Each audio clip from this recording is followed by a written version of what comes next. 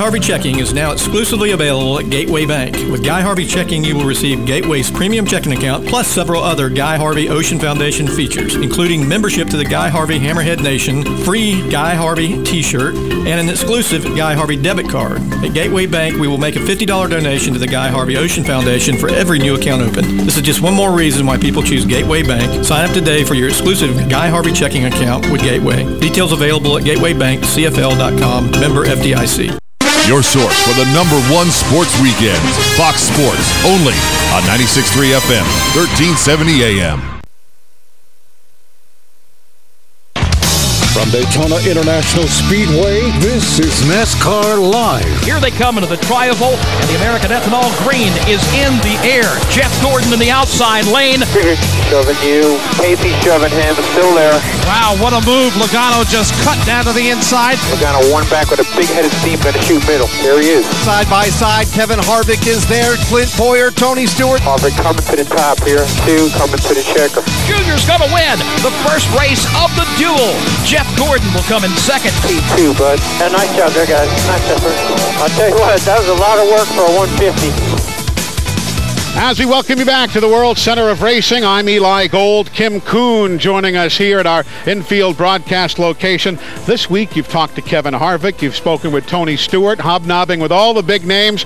Today, it's Jeff Gordon, our pole sitter. It is. We sat down, and he talks about what he wants in his final season, what it would mean to win his final Daytona 500, and what he wants his kids to remember about Dad, the race car driver. Well, all of that begins with a great snippet of play-by-play from years ago. We see drivers and helmets. Lap 1 of 200, Jeff Gordon on the low side of the racetrack leads the first lap of the Daytona 500 as he charges towards Rookie of the Year honors here in 1993. It's definitely a different mindset for me. Certainly there's some parts of me after this race is over that I'm going to be sad no matter what the results, because it is my final one. You know, back in 93, that first Daytona 500, I have a lot of great memories and over the years created a lot of great ones. Complete this sentence for me. Winning my last Daytona 500 would mean. Man, you always hit me with the tough questions, don't you? I don't want to say the world to me because my kids mean the world to me. It would certainly mean the beginning of a storybook, hopefully a storybook season or final season.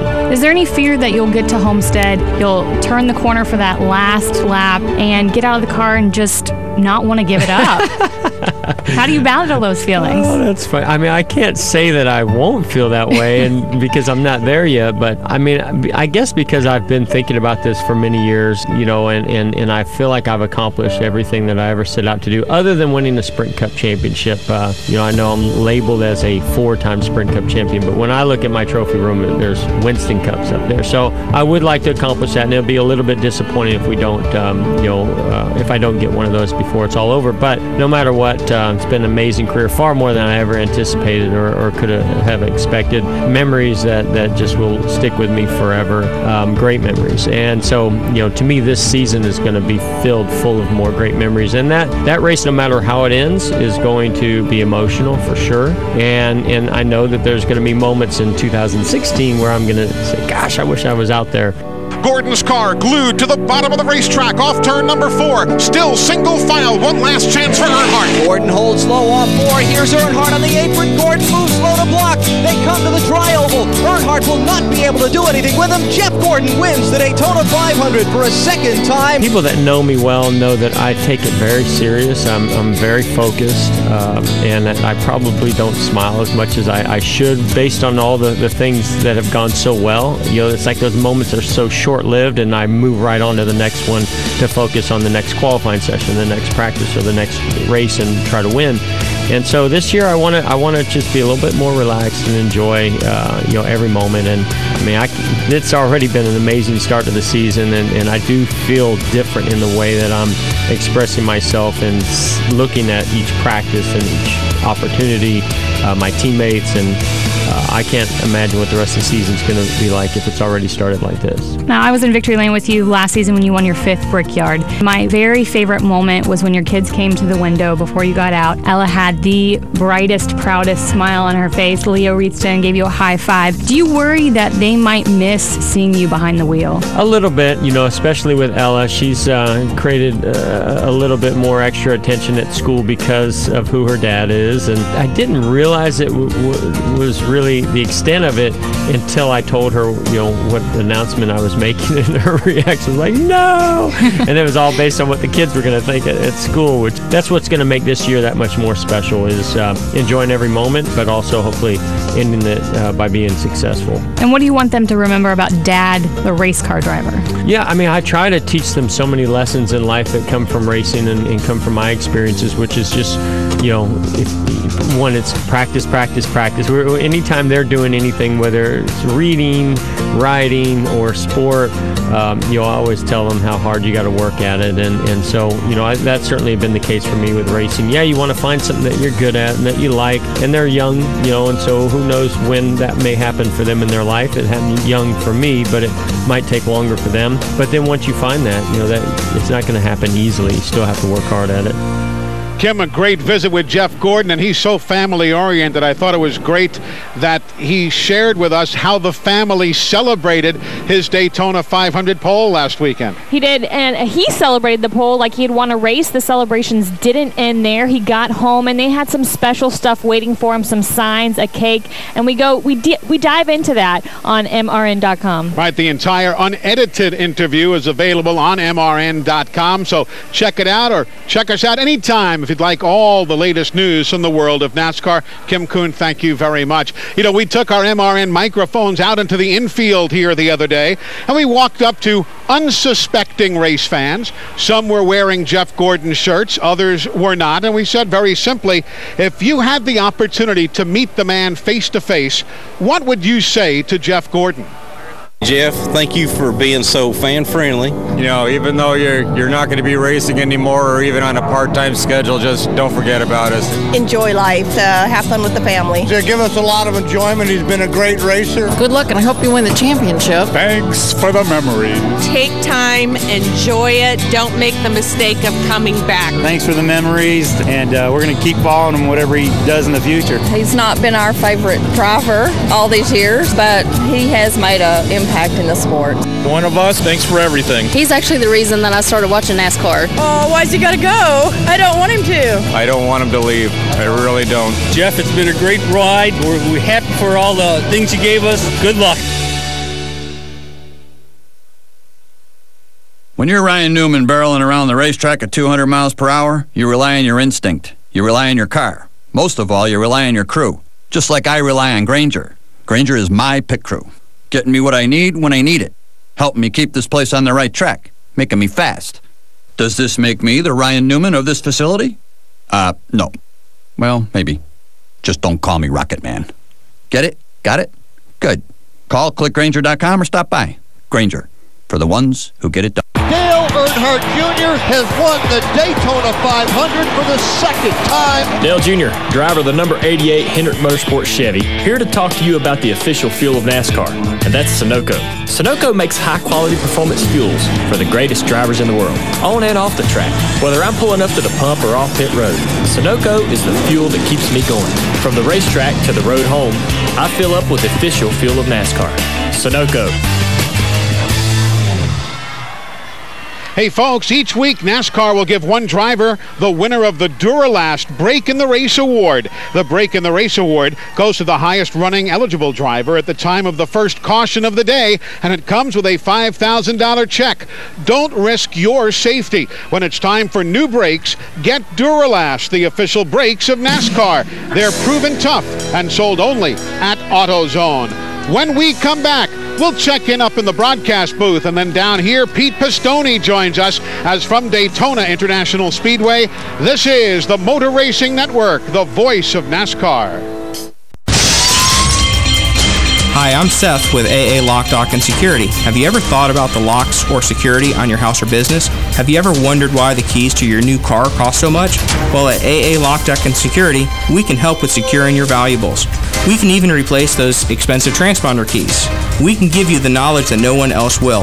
Call AA Lock, Dock, and Security at 867-1965. That's 867-1965. Are you tired of not using your home's outdoor space for entertaining or relaxation because of all the bugs and leaves? Consider adding a beautiful screen room or glass enclosure. We are Superior Aluminum and Design, a family-owned and operated business with 20 years experience in the aluminum industry, and we are accredited by the Better Business Bureau. If you appreciate superior workmanship, call Superior Aluminum and Design at 817-8058 or visit us on the web at superiораluminumdesign.com. WOCA AM 1370. 96.3. 96.3.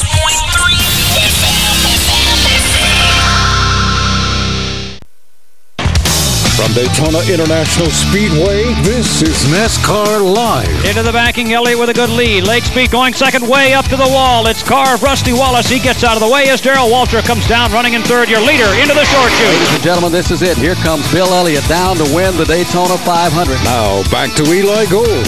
This is the 30th anniversary of that Bill Elliott victory back in 1985. Welcome back, everybody. NASCAR Live Race Day being presented by Toyota.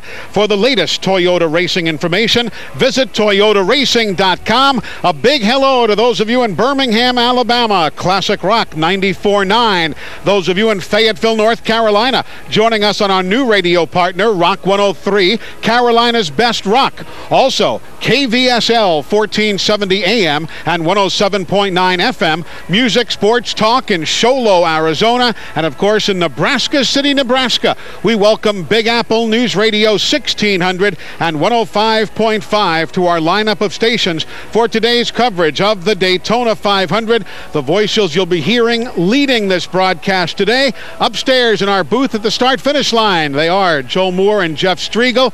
And guys, it finally counts for points and dollars today. Everybody is excited, Eli. Set to go. It's the Daytona 500. Talk about electricity in the air. Kid Rock performing trackside.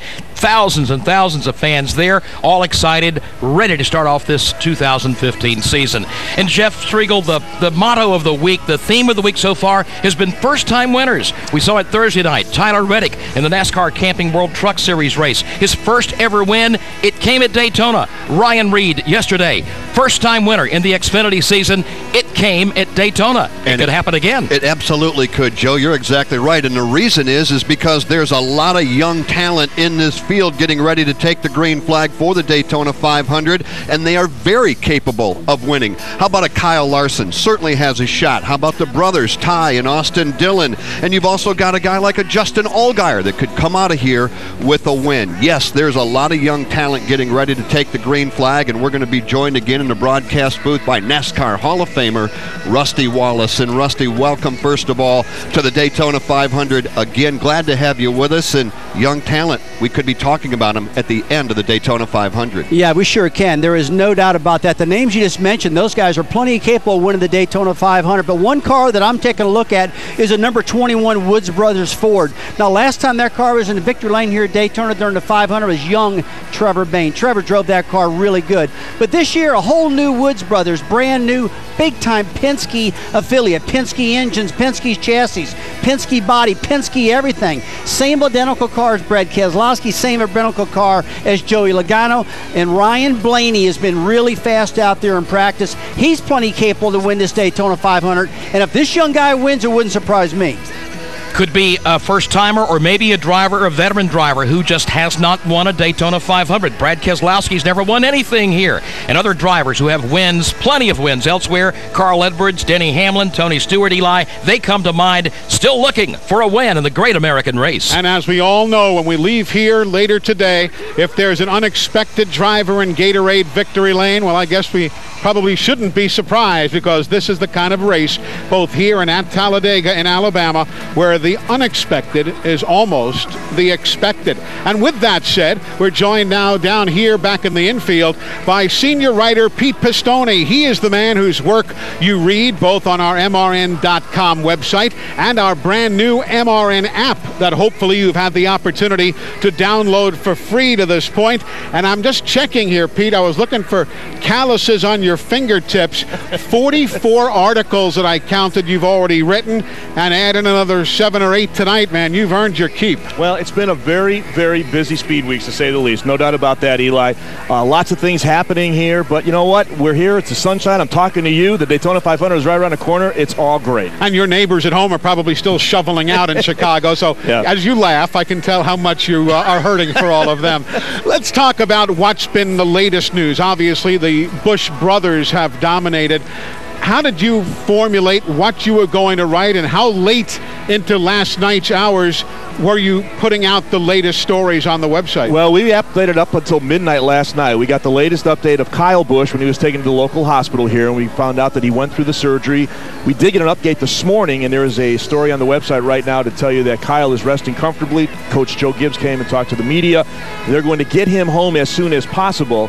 Bottom line is they don't know how long he's going to be out, Eli, and Coach Gibbs at this point isn't worried about that. He's just worried about his health. I've seen this kind of injury in other sports, football in particular, and the player is normally out at minimum 5 months, often 6 months or even a little bit more, so it's not going to be a quick fix.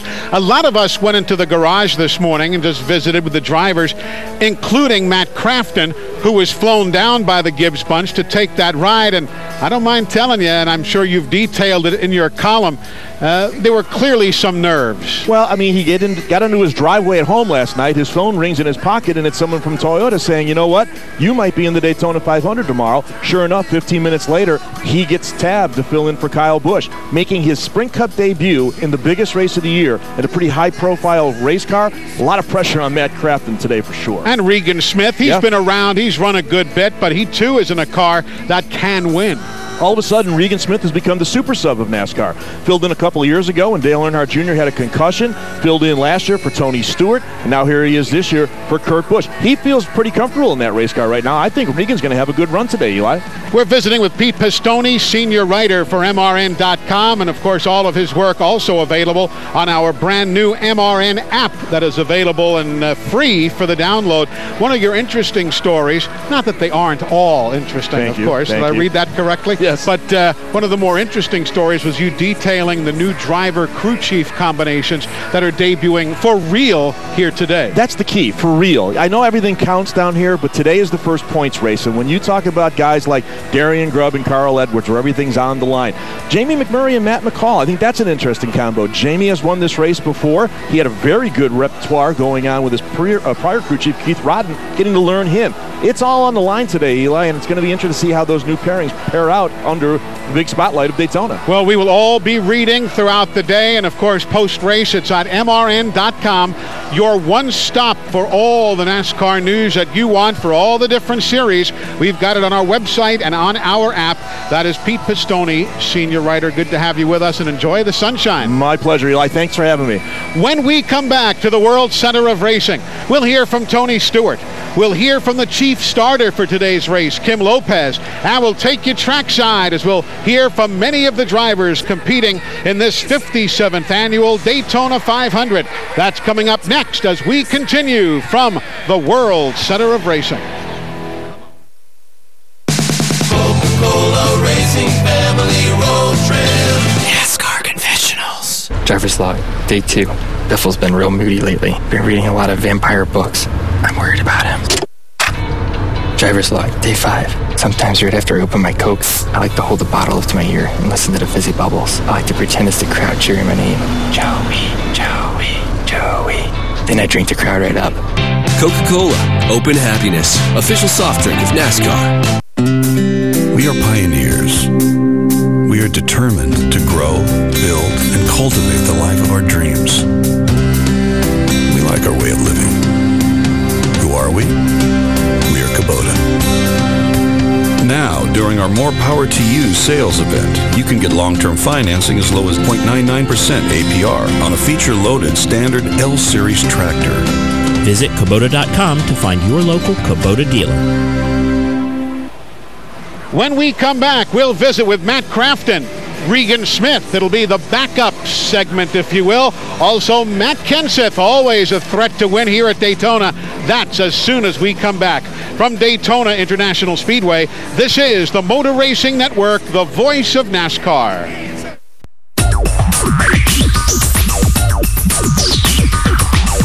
Whether you're building it up or knocking it down, get it done, rent it now. Sunbelt Rentals is here to make your job a little easier. Our knowledgeable staff will help you find the right equipment for any job, big or small. Did you know that Sunbelt Rentals carries heaters, air conditioners, generators, lighting, traffic control, and so much more? So whether you're building it up or knocking it down, we've got the equipment you need. Get it done, rent it now.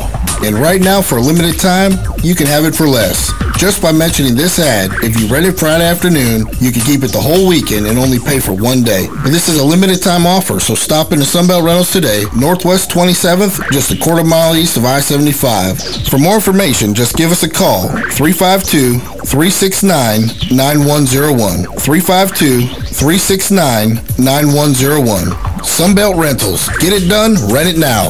352-369-9101. WOCA AM 1370. 96.3. 96.3.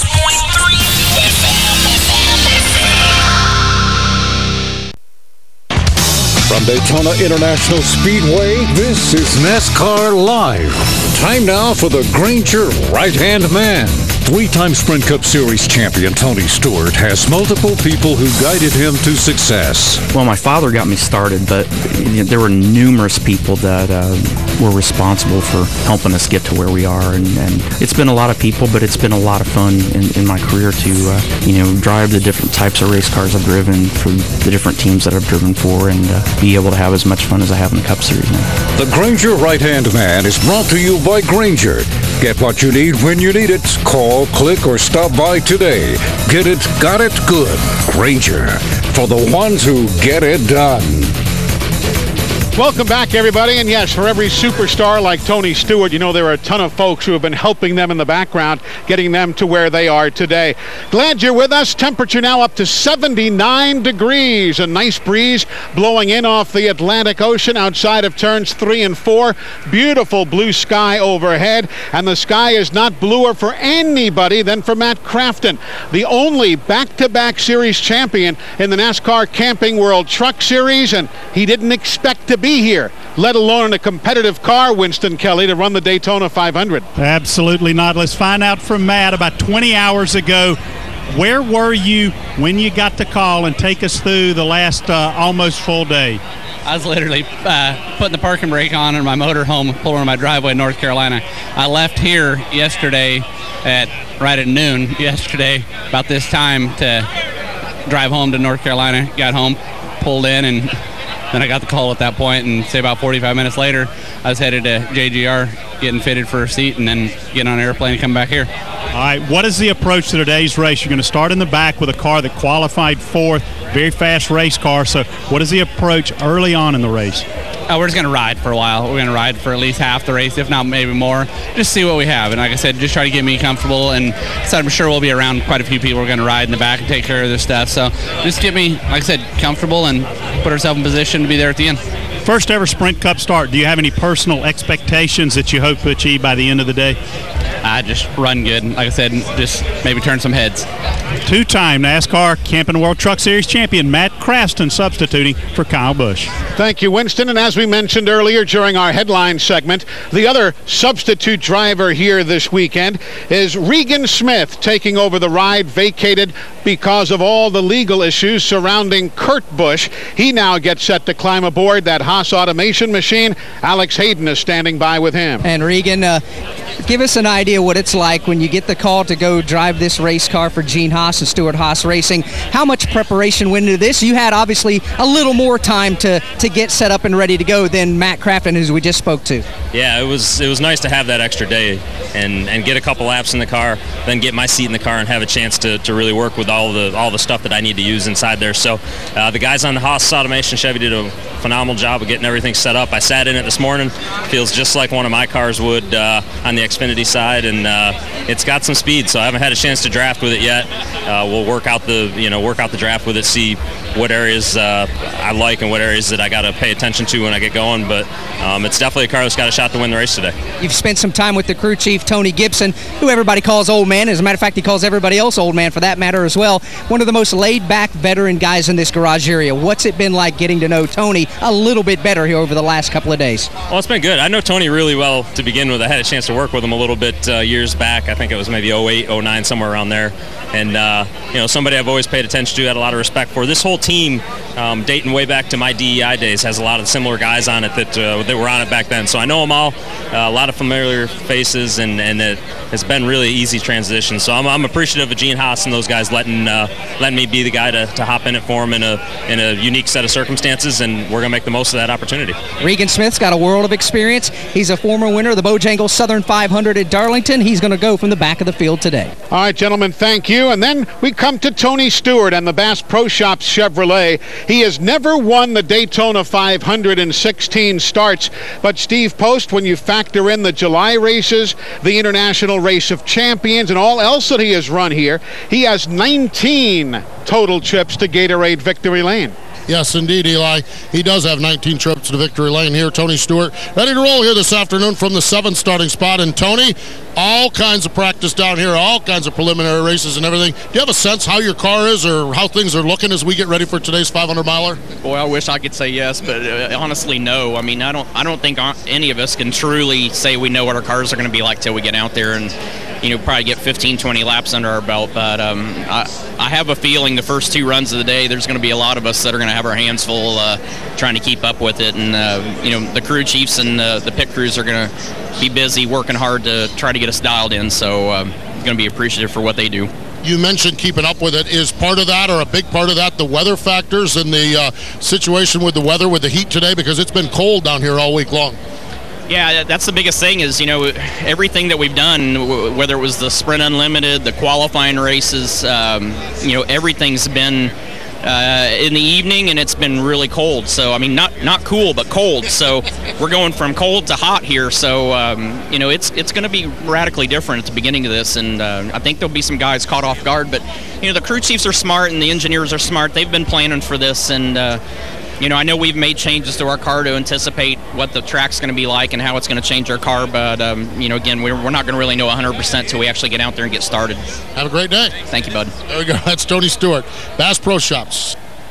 Mobile One Chevrolet starts in position number 7. Let's go to Winston Kelly. And let's talk to Dale Earnhardt Jr., always a favorite here, both from the fans' perspective and heard through the week that this may be one of the best cars that you've had since you were dominant in 2004. So tell us how optimistic you are and how you plan on approaching today's race. Yeah, we're just going to try to lead and do what we can to stay toward the front and stay up in good track position, because that's what helped us win the race last year. So we just need to take care of ourselves on pit road, not have any mistakes. If we do have any adversity, you got a long race to overcome it. And so no matter what happens, just keep digging. And it's just, it's a long race. And a lot can happen, and a lot will happen. So you just want to be around at the end, take care of your stuff. With it being so much warmer today, how or if will things be different out there today on the racetrack? The guys that were sliding around in the Unlimited and in the duels are going to have their hands full with the temperature today. Track temps up, and you just try whatever issues you had will be multiplied a little bit. If your car's loose, it'll be a little bit worse. If your car's tight, it'll be a little bit worse. Our car's balance was real good, so hopefully we don't have too much to worry about once we get going, but we'll work on it if we have to. Trying to go back-to-back in the Daytona 500 and win his 3rd one. He does it from the 3rd starting position to Alex. With the driver who's got 2 Daytona 500 trophies in his house, that's Jimmy Johnson, as we get ready to go. Last Sunday, you qualified your car on the front row, Jimmy, but it's a whole lot more warm today, and the sun's beating down on this racetrack. How much do you anticipate that changing things, handling-wise? Oh, it's going to be massive, especially from probably the 3rd row back. You just really get some turbulent air there, and it won't be much to kind of push the cars down into the track and give you the grip that you need to run flat out. So It's definitely. I'm glad I'm starting where I'm at, and hopefully I can stay there. If you get in that center in these hot, afternoon hours, it's going to be challenging. But I think when it comes time to win the race, things will calm down. We'll get some shade, and some grip will come back as it starts to cool down. Jimmy, we've seen with all the different types of vehicles racing here at Daytona in 2015 Speed Weeks, we've seen the bottom line basically be the preferred line. Do you anticipate that being the case today? Man, it's such a numbers game. In years past, you used to be able to just take the bottom and it would work. But guys have figured out how to side draft so well that the middle or third lane is where the opportunity to win has come from. Quite honestly, on the back straightaway. You see that middle or outside lane give somebody a surge and get them to the lead. So you can't just pick a lane. You got to get your Jedi. Get the Force. Is that what Obi-Wan told Luke? I'll go with that. Yeah, the Force has got to be with you. You got to be tuned in to what's happening around you and make the right call. It's tough. We don't know. It's some kind of force. We got to have that. So that's Jimmy. Star Wars reference, old school Star Wars. Yeah, so that proves neither one of us passed the geek test. So that's Jimmy Johnson. He'll roll off from the outside of the front row and alongside the guy who is the man of the hour. That's our Steve Post. Well, he's the man of the hour, the man of the year, well, maybe the man of the decade as well. That's Jeff Gordon, and he's down here coordinating and corralling kids right now as he gets ready. It's a big day here at Daytona. All the families out here, everyone just really having a good time, and Jeff Gordon here with his son Leo just chatting with him before he gets ready to go. They've got fireworks down here, and I don't know that that's playing into this as well. Leo's jumping every time the fireworks is bouncing, and Jeff Gordon down here. Jeff, you spent some time earlier with Kim Kuhn talking, and we heard that interview a little bit ago, but it's race time here. It's your final Daytona 500. Sum up what's going through your mind as you get ready to fire off here today. Yeah, I'm extremely excited. We have an awesome race team, a great opportunity here. Certainly starting off with great track position, thanks to my team and everybody at Hendrick Motorsports and this Drive-In Hunger Chevrolet to get us that pole position was amazing. And now it's all about execution and all that hard work that we've done coming into this. This is when it all pays off. It's such an amazing moment, this moment right here, and I'm just trying to take it all in. I've enjoyed Daytona 500s for a long time, but none more so than this one right here. We get to the last 5 laps, the last 10 laps of this race. I know a lot of it is reaction, but if you could charter your course, where would you like to be as this thing unfolds? Yeah, I want to be out front. Out front, you have advantages. You can block, you can move lane to lane, you can pick and choose. It seems to be pretty hard to get by that leader unless that leader gets too far out there and you get a big run like we saw in the Xfinity race yesterday.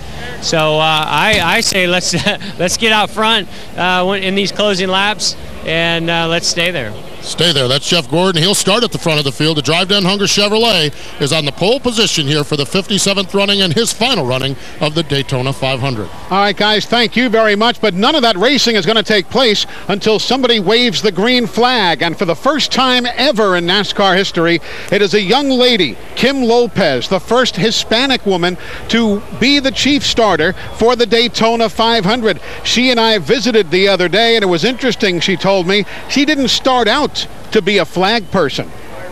I like to try different things. I'm not a person that wants to stick with one thing, and that's why I like the department that I'm in chassis, because we do so much on the cars and the trucks, so it makes it interesting for me. So when I was asked if I wanted to do the flags practice, and I remember it was in Bristol that they asked me, and I was like, sure, why not? And I enjoyed it, and I've been doing it ever since. That must have been an eye-opening experience, particularly at Bristol. Yes, it was like, wow, they're really quick at a very small track, and they're right underneath me, and I can see the tops and everything. So I was kind of nervous, scared, and everything in between. From the societal standpoint, the first woman to flag the race, the first Latina, I guess is the correct term, to flag the race. What does that mean to you? It just shows that I've come a very long way, and it also shows a lot of these young girls out here that if they put their mind to something, they can do it the same way that I did. I work very, very hard with NASCAR in anything that I do.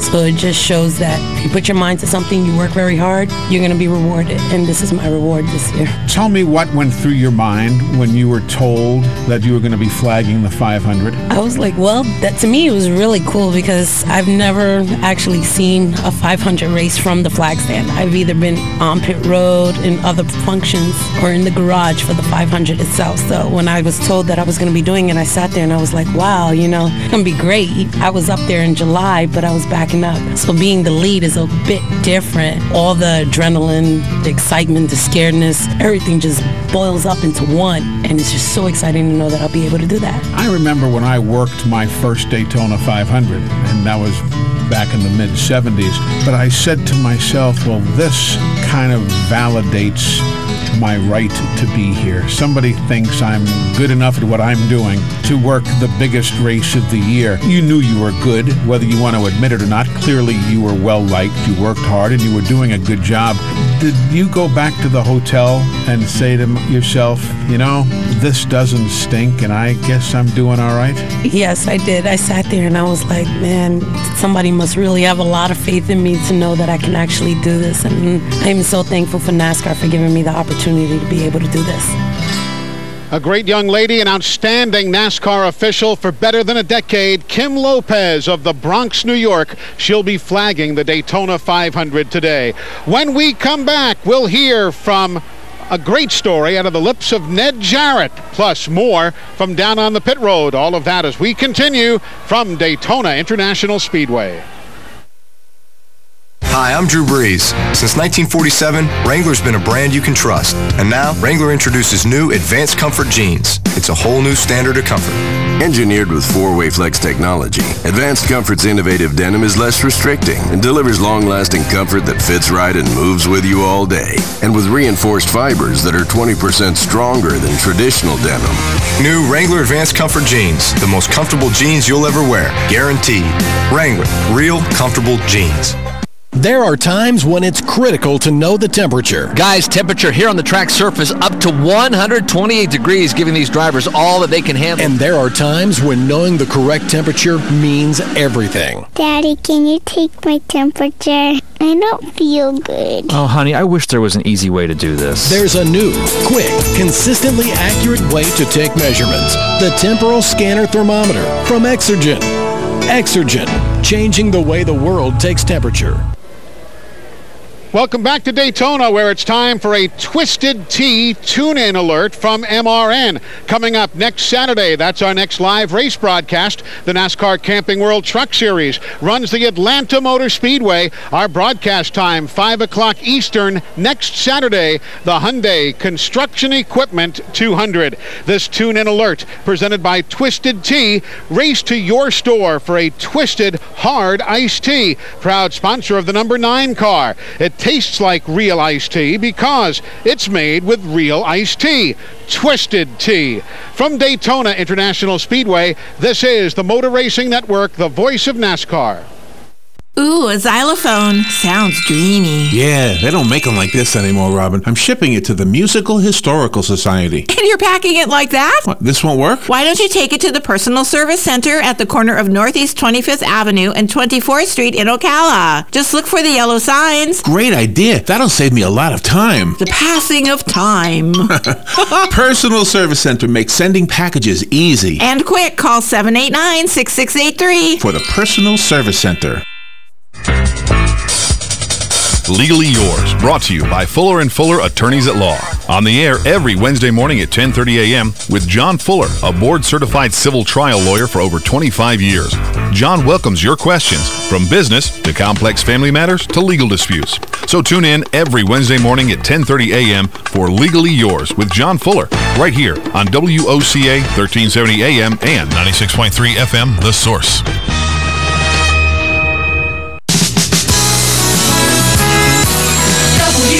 WOCA. We are The Source, WOCA. From Daytona International Speedway, this is NASCAR Live. Now, back to Eli Gold.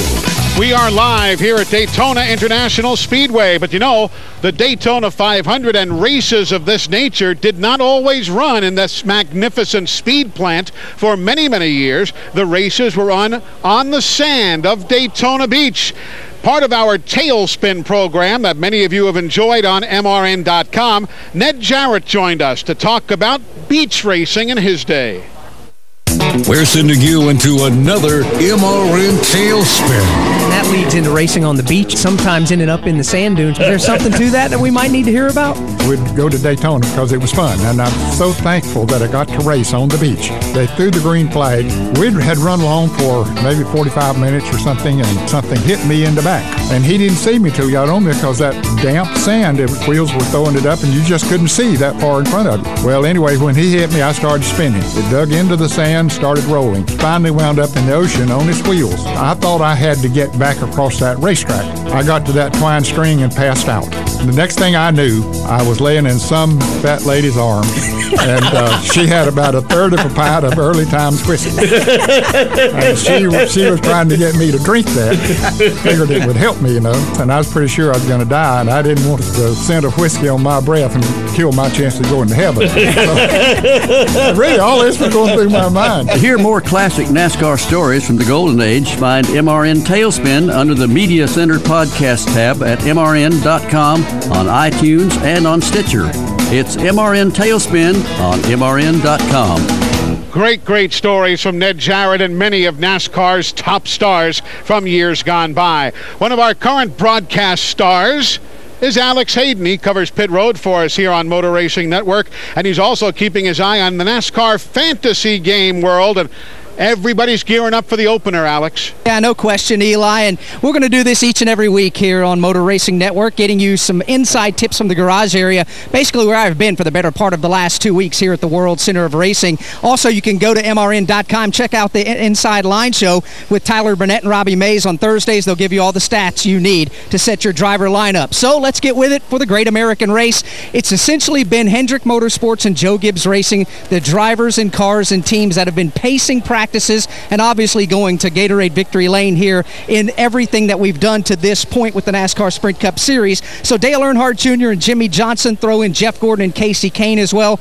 They're all very good, and a lot of people in the garage are expecting one of the Hendrick cars to pop up and take the win. However, the Joe Gibbs camp's getting an awful lot of attention as well from Matt Kenseth specifically, but Denny Hamlin and Carl Edwards both have had outstanding runs. If you're looking for somebody outside the box to start on your fantasy race team, well, why not a Casey Mears? Believe it or not, Mears has the best average finish of anybody in this field on restrictor plate tracks. Also, Greg Biffle, Ricky Stenhouse Jr., they've shown exceptional speed in their Fords, and another guy that a lot of people are saying is the dark horse today is Martin Truex Jr. He has been lightning quick every time that Furniture Row Chevy's been on the racetrack. So, Eli, fantasy racing is alive and well, and it's ready to begin today here at the World Center of Racing. But to get to Gatorade Victory Lane, and thank you, Alex, you have to get the most out of your restrictor plate engines, and that is what Steve Post has been concentrating on as he looks under the hood.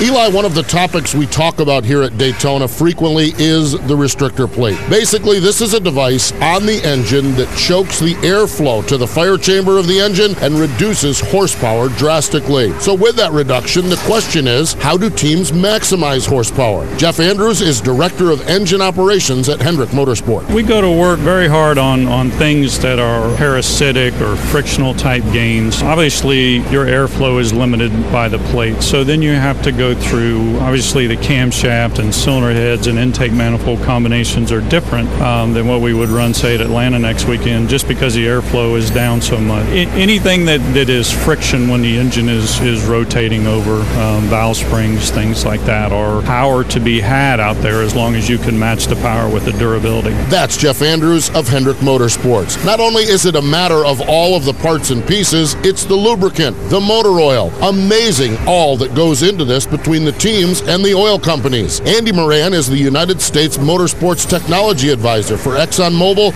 and for him, there is no tougher place to test oil than here today. You're not going to find a more demanding test track than, being on the racetrack, especially at something like Daytona 500 where we race 500 miles flat out. You guys are really pushing it. One of the things that we do as Mobile One, we bring the technology, the science, the engineering with us when we work with this. We work with the Stewart-Haas racing team to maximize performance. We want to make sure that we still give them a benefit in performance, but also we want to make sure that we also still maintain a good protection for their engines as well. You can give somebody a couple horsepower, they can't finish a race with their engine oils. What's the point of using that oil? And what they learn in this test today will ultimately end up in all of our street cars. Well, one of the nice things about what we're doing here is, with the track, is we'll take the technology that we're using and we'll use that for next generation Mobil 1 lubricants.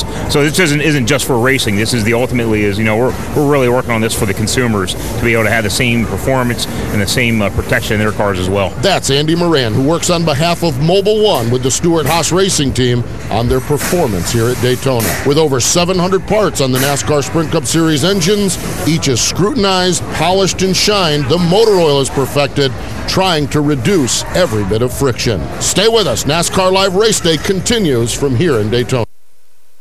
Hi, this is CarFox. You already say, show me the Carfax. But now you can say, show me millions of used cars for sale at the all-new Carfax.com, where now you can search with the power of Carfax. Want cars with no accidents reported? You got them. Used cars that are well-maintained? You can find those too. Even one-owner cars are just a click away. Plus, we're the only site where you get a free Carfax report with every car for sale. So, find the cars you want, avoid the ones you don't. Start your used car search at Carfax.com. Geico RV presents Reflections from the Road. I love the great outdoors and saving money. So I made the easy switch to Geico RV insurance, which was a whole lot easier than eating my wife's cooking for a week. Rob, I can hear you. Sometimes I think she can read my thoughts. Yeah, you were thinking about Geico RV insurance. Man, she's good. Well, you are saying everything out loud. I meant to do an internal monologue. Geico, for your RV, trailer, or camper. See how much you could save. When we come back, we'll head back to the starting grid. We'll hear from some more of your favorite drivers getting set for the running of the Daytona 500. From Daytona International Speedway, this is the Motor Racing Network, the voice of NASCAR. If you haven't checked out MRN.com's exclusive online programming, you've missed a lot. MRN Motorsports Monday. Review and preview the NASCAR weekend. Wings Nation talk Wings Sprint Cars. The Straight Line. Give you the latest from the NHRA. NASCAR Regional, Local, and International Series on NASCAR Coast to Coast. Food at the Track on Fast Food. And classic MRN races on Throwback Thursday. Exclusive original online motorsports talk on MRN.com. Need fantasy racing advice on picking your team for the upcoming Sprint Cup race? Motor Racing Network's fantasy experts are here to help you with the inside line. I like the fiery Brad Keselowski, and here's why. Join Tyler Burnett and Robbie Mays every Thursday on the Inside Line for in-depth analysis to give you a leg up on the competition. I'm really curious to see if they can continue that dominance. The Inside Line Fantasy Racing Show, Thursdays in the Media Center at MRN.com.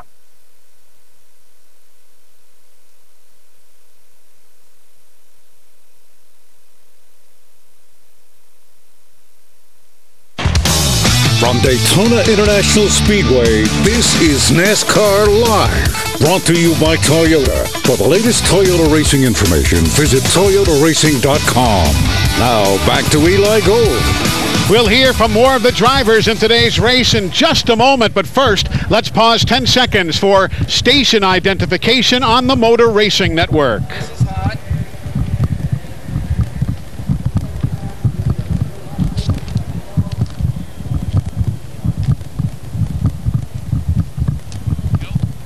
Welcome back, everybody. Beautiful day. Temperature right at 79 degrees. Nice breeze is blowing, and that means somebody might just head to Victory Lane and celebrate in a beautiful Central Florida day. Could it be Matt Kenseth?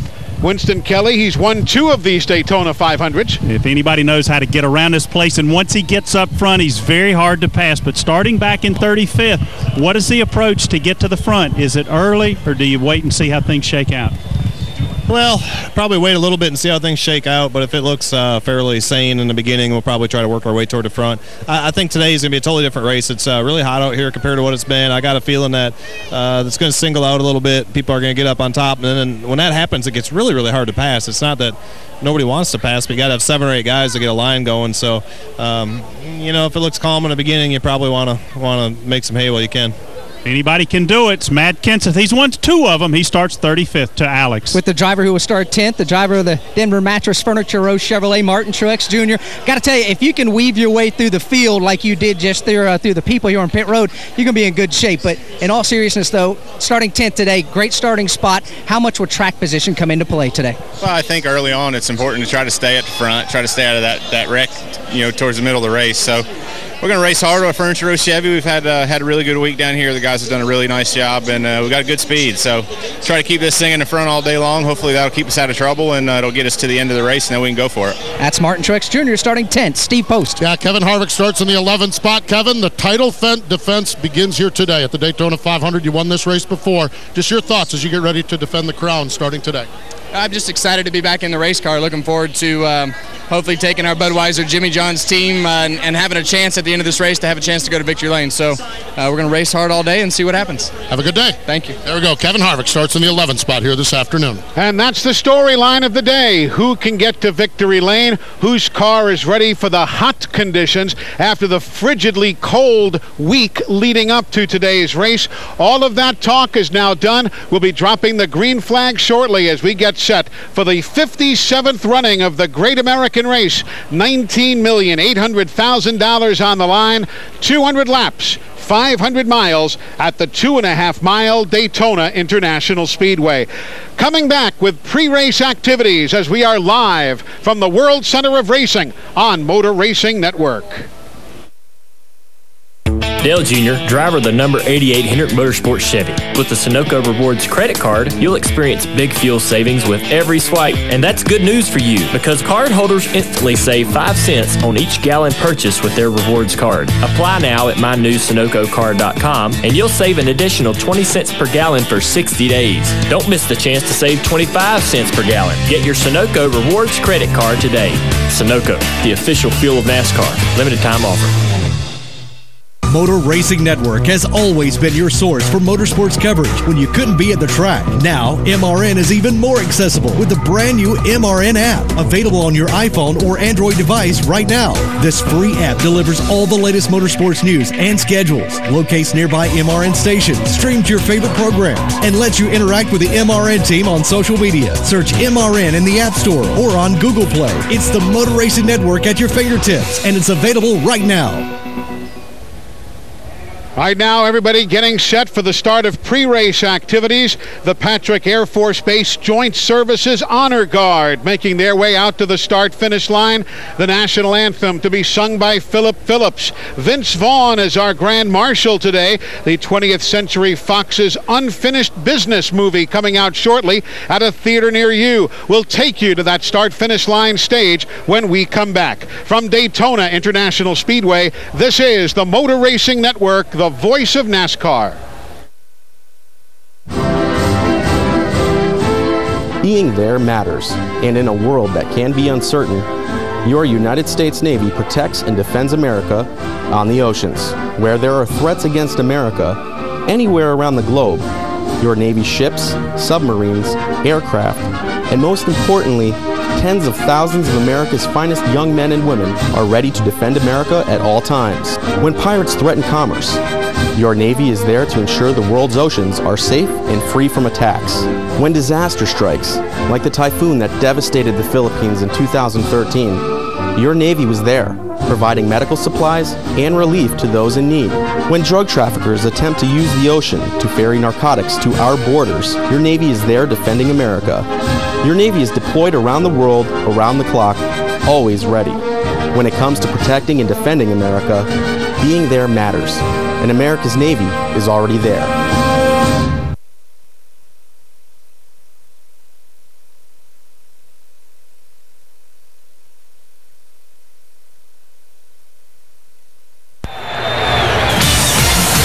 Live on the Motor Racing Network, it's the NASCAR Sprint Cup Series. Gentlemen, start your engine! Green flag, green flag. Today, the 57th Daytona 500, sponsored by Ford. Introducing the all-new Ford F-150, the future of tough. By Budweiser, America's smoothest lager.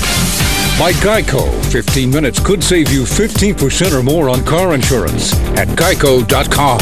By Kroger, get on the Daytona Fast Track to savings at your neighborhood Kroger.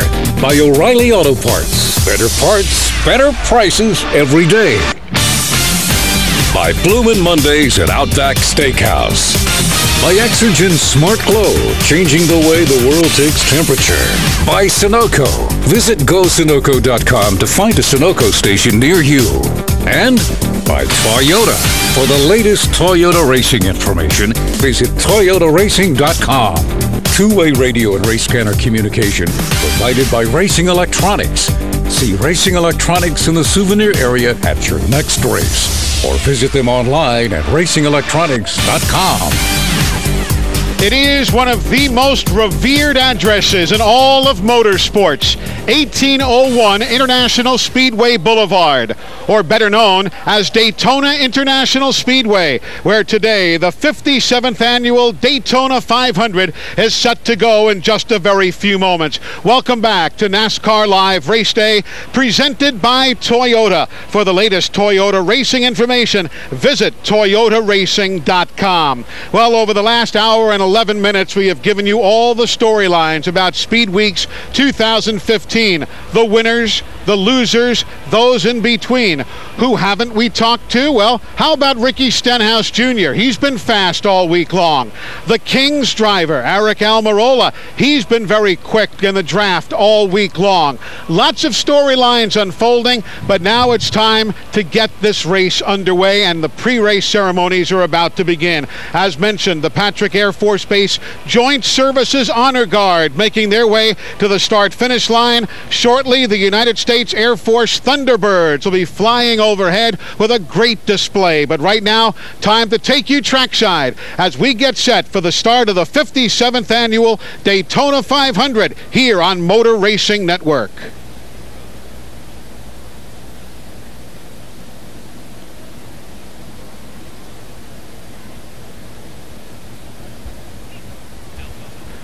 Right now, down trackside, everybody getting set for the presentation of the colors, the singing of our national anthem, and of course, the invocation. At this time, we ask that you please rise and remove your hats as the Patrick Air Force Base Defense Equal Opportunity Management Institute Joint Services Honor Guard presents our nation's colors. Please remain standing as Pastor Ronnie Barton from First Baptist Church of South Daytona offers our invocation. Our Father, we do thank you for this beautiful day that you have given us. We thank you for your love. We thank you for your forgiveness.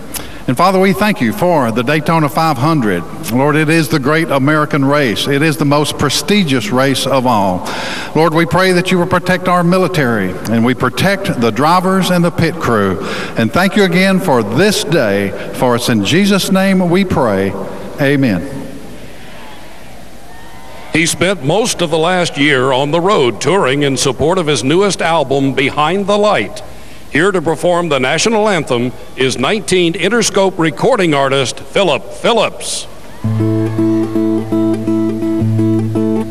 Oh, say, can you see by the dawn's early light what so proudly we held and the twilight's last gleaming, whose broad stripes and bright stars through the perilous fight o'er the ramparts we watched were so gallantly streaming, and the rocket's red glare, the bomb bursting in air, gave proof through the night that our flag was still there.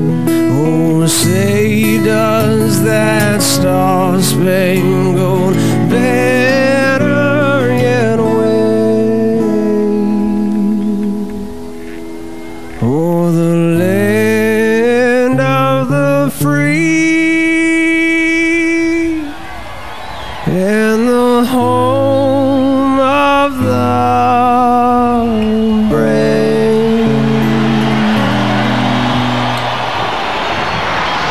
the roar of the U.S. Air Force Thunderbirds as they fly overhead the world center of racing. Now let's meet the 43 drivers who'll be chasing their spot in the Daytona record books here today. Here's the starting lineup for today's Daytona 500, presented by Wrangler. No matter what you're doing or where you're going, nothing beats Wrangler comfort. That's because Wrangler jeans are built with a U-shaped construction. They don't cut into you like jeans with a V pattern. Wrangler, real comfortable jeans. Row 22. Bobby Labonte, C&J Energy Services Ford. Row 21. Denny Hamlin, FedEx, Toyota Camry. Casey Mears, Geico, Chevrolet. Row 20. A.J. Allmendinger, Kroger, Chevy. Brad Keselowski, Miller Lite Ford. Row 19. Sam Hornish Jr., Twisted Tea Ford. Trevor Bain, Advocare Ford. Row 18. Johnny Sauter, Dustless Blasting Toyota. Matt Kenseth, Dollar General, Toyota Camry. Row 17. Michael Waltrip, Aaron's Dream Machine Toyota. Eric Almirola, Smithfield, Ford Fusion. Row 16. Ricky Stenhouse Jr., Fastenal Ford. Ty Dillon, Cheerios Kroger, Chevrolet. Row 15. Austin Dillon, Dow Chevrolet. Kyle Larson, Target Chevy. Row 14. David Reagan, KFC Ford. Michael Lynette, Pilot Flying J Chevrolet. Row 13. David Gilliland, Love's Travel Stop, Ford Fusion. JJ Yaley, Maxim Dr. Pepper Toyota. Row 12. Regan Smith, Haas Automation Chevy. Mike McDowell, Driving Financial Ford Fusion. Row 11. Ryan Newman, Caterpillar, Chevrolet. Paul Menard, Peak Menard Chevrolet. Row 10. Danica Patrick, GoDaddy, Chevrolet. Cole Witt, Speed Stick Ford. Row 9. Justin Allgaier, Brand Professional Agriculture Chevrolet. Landon Castle, CarsForSale.com Chevrolet. Row 8. Mike Wallace, Crazy Vapors, X8 Energy Gum Toyota. Jimmy McMurray, McDonald Chevrolet. Row 7. Reed Sorensen, Golden Corral Chevrolet. Casey Kane, Farmers Insurance Chevrolet. Row 6. Brian Blaney, Motorcraft Quick Lane Ford. Kevin Harvick, Budweiser Chevrolet. And now the top 10 starters. Starting 10th. Martin Truex Jr., Furniture Row, Chevrolet. Starting 9th. Clint Boyer, 5-Hour Energy Toyota. Starting 8th. Greg Biffle, Ortho Ford Fusion. Starting 7th. Tony Stewart, Bass Pro Shop Mobile One Chevrolet. Starting 6th. Carl Edwards, Eris Toyota. Starting 5th. Joey Logano, Shell Pennzoil Ford. Starting 4th. Matt Crafton, M&M's Crispy, Toyota Camry. Starting 3rd. Dylan Hart Jr., Nationwide Insurance Chevy. Starting 2nd. Jimmy Johnson, Lowe's Cobalt Chevrolet. And starting on the pole. Jeff Gordon, Drive to End Hunger, Chevrolet. That's the field of 43 starters for the 57th Daytona 500, presented by Wrangler. Wrangler 5-star premium denim jeans are built with a unique U-shaped construction. They don't cut into you like jeans with a V pattern. Nothing beats Wrangler comfort. Wrangler, real comfortable jeans. And there you have the starting lineup for today's race. Joe Moore, Jeff Striegel, Rusty Wallace are upstairs. And gentlemen, it's been a long time since November 16th when we left the Homestead Miami Speedway.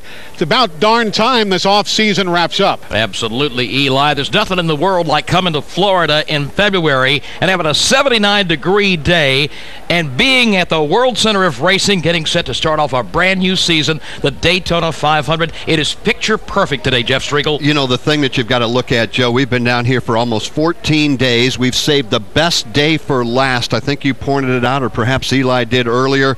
We are expecting temperatures to hit 80 degrees today. Absolutely perfect. And Rusty Wallace, when you look around this racetrack right now, it is, in a word, electric. It is electric. The grandstands are full. I mean, everybody is totally jacked up. We got Jeff Gordon's last race during the Daytona 500 here. He's running good. He's on the front row, obviously on the pole position for this Daytona 500. But all the crews that I've talked to, everybody feels good. They've gone through a long week, 150-miler qualifiers, the qualifying stuff. Everybody is jacked up. This is a big day. And you know what? As a racer, you can really feel that it's right today. Something's in the air that you can feel. So they're going to have a great race. Everybody out there in the grid wants this to be the way they start off the year, winning at Daytona, getting the year off to a great start, and of course adding that to your name, Daytona 500 winner. And it's going to happen for someone today. Now, for the most famous words in motorsports, please welcome your Grand Marshal, star of the upcoming comedy Unfinished Business, Vince Vaughn. Drivers, start your engine!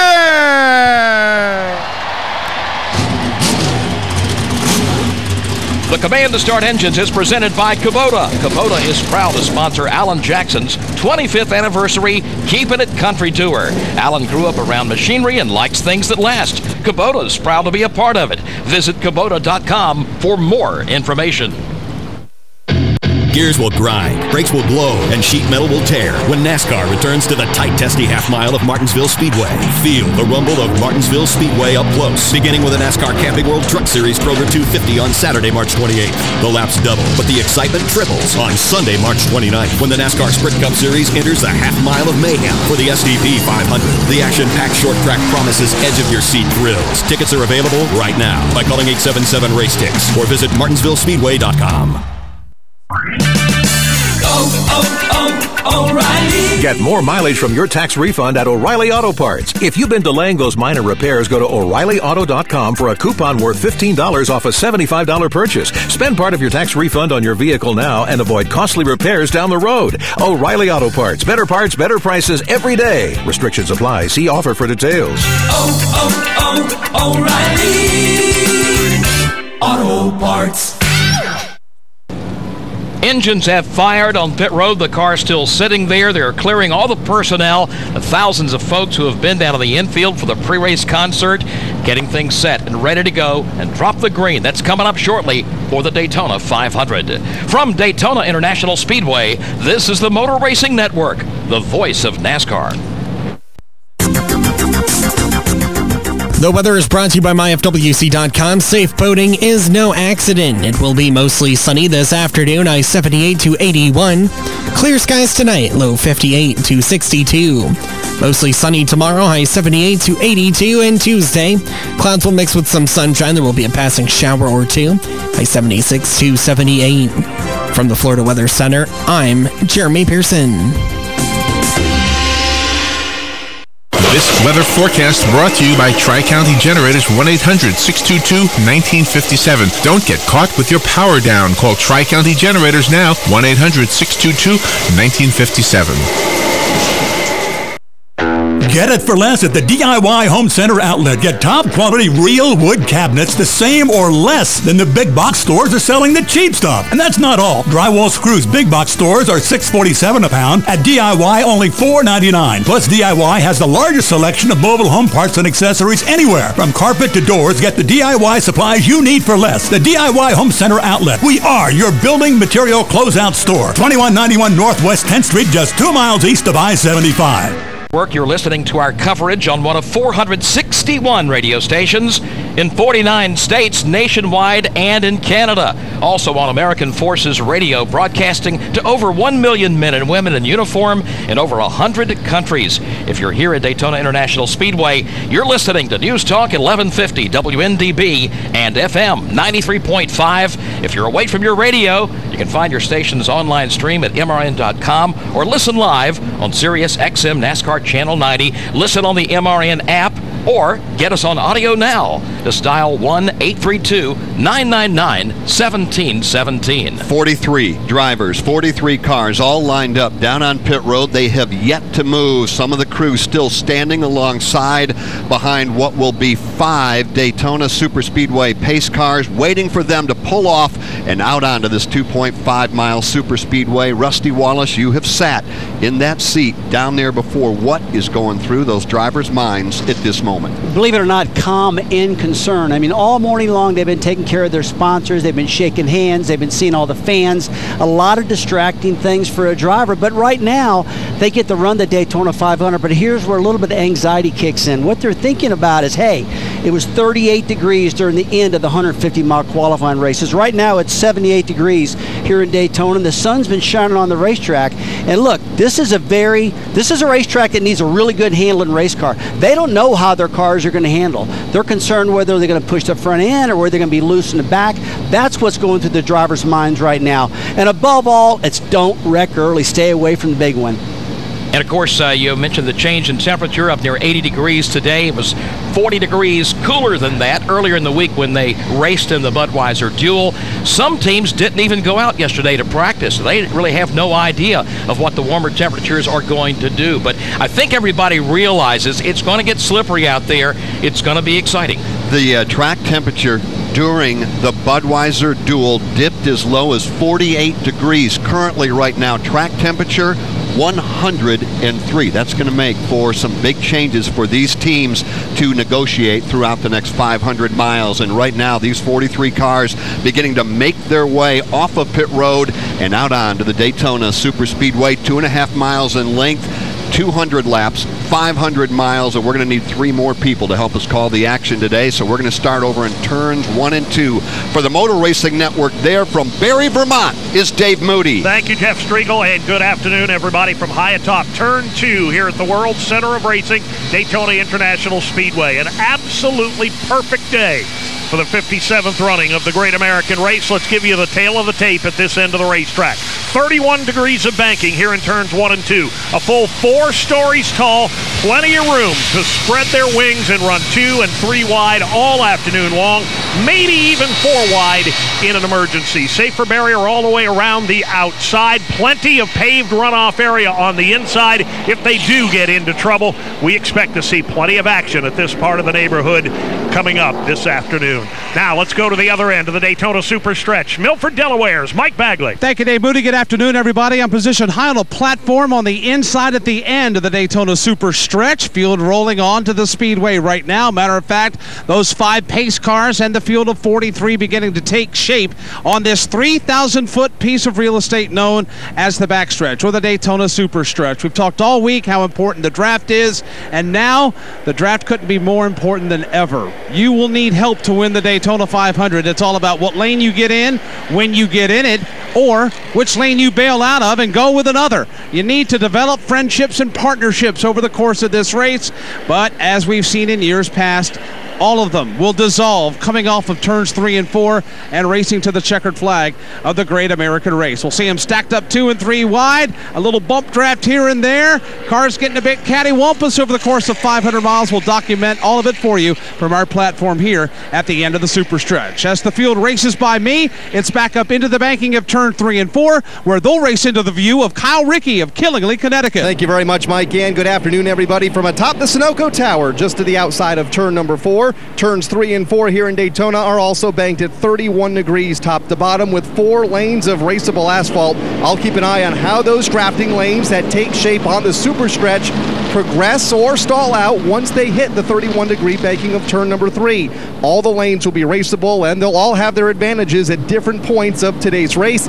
Should make for a great day of racing. We'll have it all covered through turns 3 and 4 for this 57th Daytona 500. And boy, will it be a nice day to be out there calling the action from the turns here for Motor Racing Network this afternoon. Our in-race reporter today is Austin Dillon, driving the Dowell Chevrolet. Hey, Austin, it's Joe Moore at Motor Racing Network. This race last year, you had the best seat in the house starting on the pole, a little bit further back today. How does that affect your planning for today's race? It affects it a little bit more. We led, I think, the first lap last year. We want to try and lead the last lap this year, so we'll just take our time. It's a long race today. Going to thank Dow and everybody that supports us. It's going to be a good one, though. I'm glad to have my brother in the field also. NASCAR Hall of Famer Rusty Wallace is with us in the broadcast booth. He has a question for you. Austin, I tell you what, the temperature in the 150s got down about 38 degrees. Today, it's about 80 degrees out there, 40 degrees warmer. A lot of people are talking the cars are going to handle a lot different. Is that a big concern for you? Definitely a concern. We haven't been on the track with this kind of temperature in a while. And, just looking back at some of the hot races I've been here, the cars definitely do not handle as good. So we'll see what we got here at the beginning. Try and it'll probably be a slower pack just to see what the car's doing and adjust on it as the race goes on. All right, Austin, thanks for the update. We'll check in with you later. Good luck today at Daytona. Austin Dillon in the Dow Chevrolet, starting back in the 30th position today. Well, obviously, Joe, the temperatures are going to have these teams guessing throughout the race. Adjustments when these teams come onto pit road. Let's find out what they're going to do when they do make those trips down pit road. They've got to be mistake-free. We're going to start first as we take this O'Reilly Auto Parts trip down pit road with Winston Kelly. What's going to trigger them coming down pit road other than a caution flag is what their Sunoco fuel mileage is, and we're hearing in the low 40s, somewhere around 42 laps we're hearing that these guys can go before they have to come in and change tires here. And Alex Hayden, when we talk about having to change tires with it being a lot warmer, I think we're probably going to see a little bit different scenario than what we've seen throughout the week. What are you hearing? Well, that's exactly right, Winston. A lot of times throughout this week we've seen only right side tires or even no tires when they've come to pit road, but today I expect 4 tire changes at least through the first half of the race until these crew chiefs and engineers get an idea what these Goodyear tires are going to do. Make no mistake about it, Stu Grant, Greg Stucker, and everybody with Goodyear's bought a fantastic tire. They're set, they're ready to go. They got 10 sets at their disposal here at the World Center of Racing for the Daytona 500. To the entrance of pit road and Steve Post. And the entrance of pit road, there are numerous challenges here. 200 miles per hour down to 55 miles per hour. They're going to have to, between turn 4 and pit road, scrub 145 miles per hour out of these cars to get down to pit road speed. NASCAR will be monitoring for speeding, and NASCAR has 45 high-definition cameras mounted above the speedway. They will be monitoring crew members to make sure nothing is removed from the box. No tools are removed from the pit boxes, making sure the drivers get in the box within 3 pit stalls before or after, and making sure that the crew members don't jump off pit wall too early. They're allowed a margin of 1 pit box. So a lot of officiating and a lot of rules are going to have to be adhered to on pit road today for the driver that wins the Great American Race. A trip down pit road brought to you by O'Reilly Auto Parts. When it comes to safety, there's nothing more important than your vehicle's brakes. Trust the professional parts people at O'Reilly Auto Parts to help you choose the brakes that are an exact fit for your vehicle. O'Reilly Auto Parts has the brake parts, accessories you need at guaranteed low prices. O'Reilly Auto Parts, better prices every day. Just about a half lap before the green flag flies here at Daytona. Today's broadcast of the 57th Daytona 500 is brought to you under exclusive radio rights granted by Daytona International Speedway to Motor Racing Network, solely for the private non-commercial use of our listening audience. Any publication, reproduction, or other use of the description and accounts of this event without the express written consent of the Motor Racing Network is prohibited. Well, it's the moment we have all been waiting for, an event that unites race fans from around the world. It is the 57th running of the Great American Race, coming down to take the green flag at Daytona. Kim Lopez has the green flag in hand. In fact, it's the American Ethanol green flag. American Ethanol is an official partner of NASCAR. If it's good enough for NASCAR, it is good enough for your car. American made, American grown. The pace car now working in the banking of turns 3 and 4. In a moment, it will make the left-hand turn and head on to pit road, and that will lead the field in the control of Jeff Gordon, who is making his final Daytona 500 start. Alongside Jimmy Johnson, row 2 has Dale Earnhardt Jr. and Joey Logano together. It's all set to go here in Daytona. And for the start of the Great American Race, here is the Motor Racing Network's Joe Moore. 200 laps makes up the distance of the Daytona 500, and it's about to begin. Jeff Gordon and Jimmy Johnson, followed by Dale Earnhardt Jr. and Matt Crafton driving for Kyle Busch.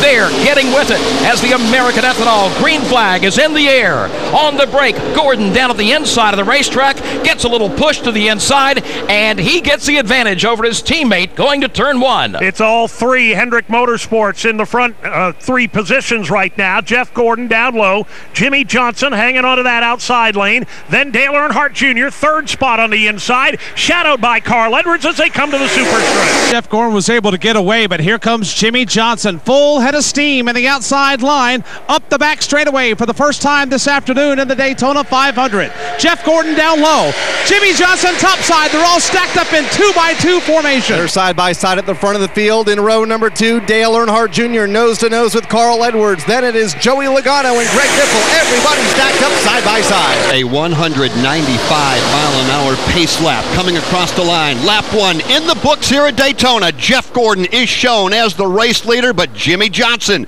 hanging right with them on the outside. Me and my shadow at the front of the pack right now. Gordon down low, Johnson up high. This time Jimmy gets a good run into turn number 1. He'll power around the high groove, drop down in line. New leader, Jimmy Johnson. As quickly as he pulls to the inside of the racetrack, he'll pull topside, seal off the advance of Carl Edwards, who was leading the outside line. It's Johnson out in front all by himself, and now they're side by side for second. Jeff Gordon to the inside of Carl Edwards. Then it's Dale Earnhardt Jr. and Greg Biffle. Further back, they are 3 wide. Justin Allgaier trying to get a third lane for him topside, but has little drafting help. Here comes some help, though. Danica Patrick pulls up to the outside lane, falling in behind Justin Allgaier. He'll give some assistance coming across the stripe.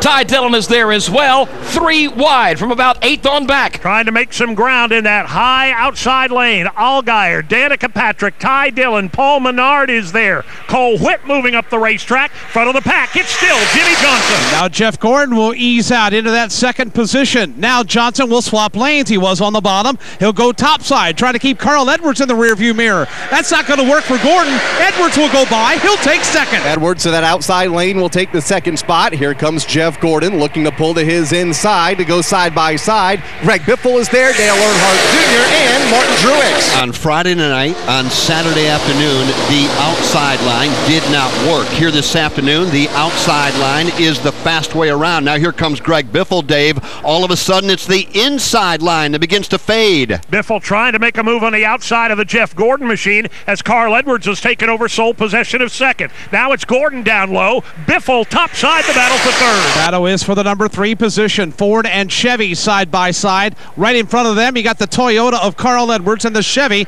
of Jimmy Johnson. Still watching the battle from third on back. They're stacked up double wide, about 10 rows deep. Jeff Gordon continues to race to the inside of Greg Biffle. The inside lane will advance. Gordon will get sole possession of third and will bring Dale Earnhardt Jr. up to fourth. Heat is something we've not complained about all week here at Daytona, but they're complaining already about it here this afternoon. Just getting started. This is Carl Edwards. I will take a drink at each stop if you got them. Tempo, we got the extra man all the time, so we'll get a tear off unless you tell us not to, and the drink. And I forgot, too, I wasn't thinking, if you got a little ice pack you can put together with some ice in a couple of Ziploc bags and throw that'd be great. Already heating up inside those race cars. Our in-car communications brought to you by Racing Electronics. See Racing Electronics in the souvenir area at your next race, or visit them online at racingelectronics.com. Working lap number 4 up in the high banks over in turns 3 and 4 in front of Kyle Rickey. Good run for Dale Earnhardt Jr. Goes from third to second, side by side with Jeff Gordon for that spot. Working to the inside of the racetrack up off turn number 4. They're stacked up 2 wide from second on back. Jimmy Johnson shows the way. His Hendrick teammates right behind Jeff Gordon and Dale Earnhardt Jr. Junior high, wide, and handsome in that outside lane, but Jeff Gordon huddled up on the double yellow line at the bottom of the racing surface. Here they come, side by side and nose to nose for the number 2 spot. Hendrick Motorsports, rulers of the roost in the early going in the Great American Race. Jimmy Johnson, your leader. Got a couple of more HMS teammates knotted up for second. Dale Earnhardt Jr. outside. Jeff Gordon at the bottom of the racetrack. And behind them, the side-by-side racing continues. Joey Logano to the inside of Carl Edwards. Tony Stewart to the inside of Greg Biffle. And Kevin Harvick inside of Martin Truex Jr. 2 by 2 by 2 by 2 from about first all the way on back. In fact, the only one is breaking free at the moment is Jimmy Johnson. Across the stripe they come, and Jeff Gordon running side by side with his teammate Dale Earnhardt Jr. We're 6 laps in. We got a long way to go here in Daytona. In the Outback, we think the best part about racing is the noise, the engine, pits, a Kevin Harvick top 10 finish. Especially a Kevin Harvick top 10 finish. That's because if Kevin Happy Harvick, driver of the number 4 Chevrolet, places in the top 10 in today's race, there's free bloomin' onions this Monday. So you'll have a happy bloomin' Monday. Only at Outback Steakhouse. Valid with any purchase. 1 per table. Participation may vary. Registered trademarks used with permission. When you're Ryan Newman barreling around the racetrack at 200 miles per hour, you rely on your instinct. You rely on your car. Most of all, you rely on your crew. Just like I rely on Granger. Granger is my pit crew. Getting me what I need when I need it. Helping me keep this place on the right track. Making me fast.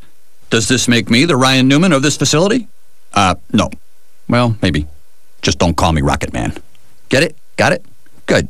Call clickgranger.com or stop by. Granger, for the ones who get it done. This is Joey Meyer. Woody Kane and I review the Daytona 500 at noon Eastern, Monday on MRN Motorsports Monday at MRN.com. Now back to Joe Moore and Jeff Striegel. Only 7 laps in and some fast movers already. Denny Hamlin started 42nd when we took the green flag. Denny up to 13th, and Matt Kenseth, who started in the 35th position, he's already come to 10th. Right now, everybody chasing Jimmy Johnson and Dale Earnhardt Jr. Joey Logano 3rd, Jeff Gordon 4th, and Tony Stewart rounds out the top 5. From Daytona International Speedway, this is the Motor Racing Network, the voice of NASCAR.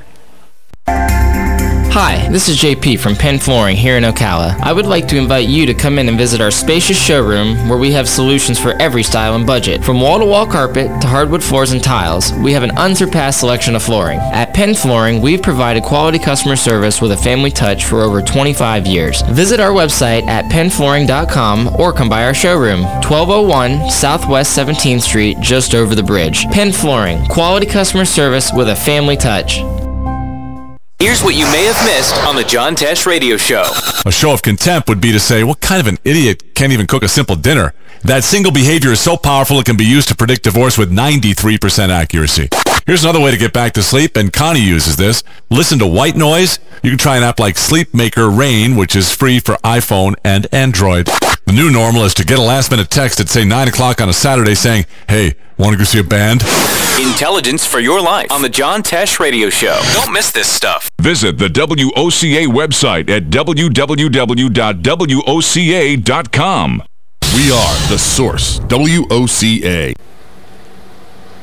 Here comes Jimmy Johnson working back to the tri-oval, back to the stripe. He is the race leader early on here at Daytona, and Jimmy just cut a lap at 198.290. They are getting around this racetrack in a hurry.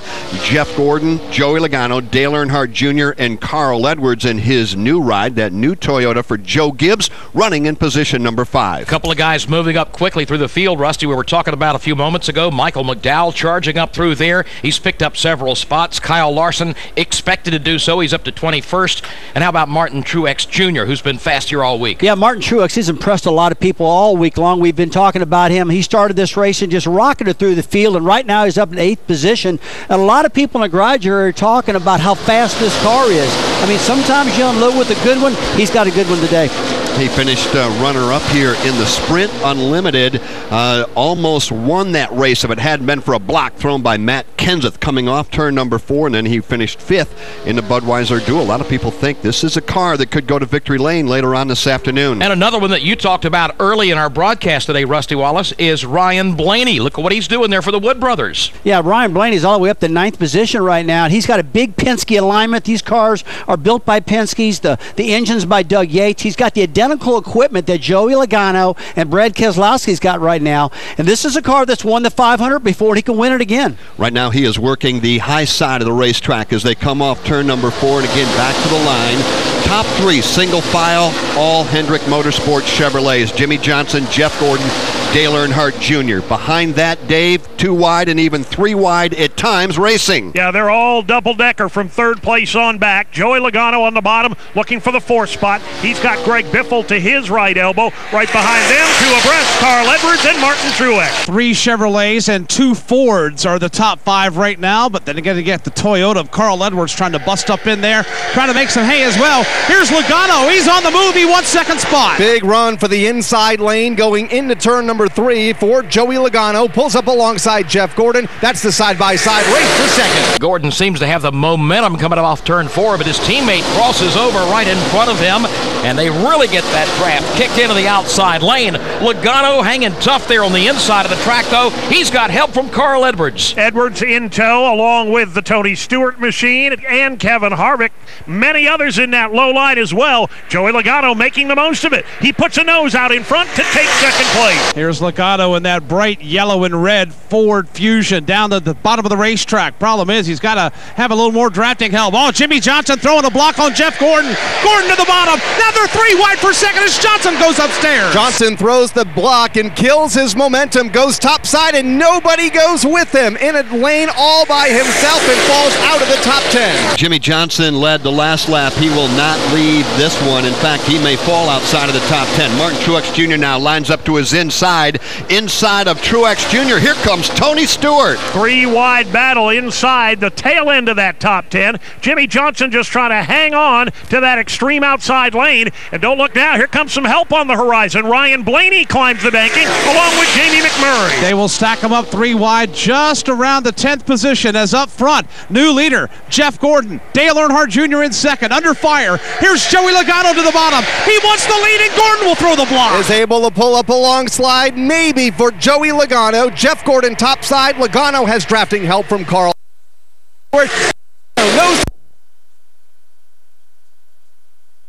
Defending series champion, he's locked in the inside lane. Now Denny Hamlin tries to go down the middle, and he's got some drafting help going back to 1. Denny Hamlin with a lot of drafting help as he tries to bust his way into the top 8. He's got Johnson to the outside, Harvick to the inside. Front of the pack, it's Jeff Gordon by 2 car lengths over Logano and Earnhardt Jr. Ford and Chevy side by side for that second spot. Logano and Earnhardt behind them in the form of Logano downstairs. You got Edwards and Stewart. Topside, Junior's got Biffle and Truex behind them, 3 wide. Jimmy Johnson continuing to lead that extreme outside lane. Denny Hamlin caught in the middle. Kevin Harvick all the way to the bottom, 3 wide for the 9th spot. A lot of people lining up right behind Jimmy Johnson, who is trying to get that outside lane rolling, and now Greg Biffle jumps up there. So does Martin Truex Jr., so a lot of people now going all the way up against that outside safer barrier. Greg Biffle has pushed that high line all the way into a side-by-side battle for 4th with Carl Edwards.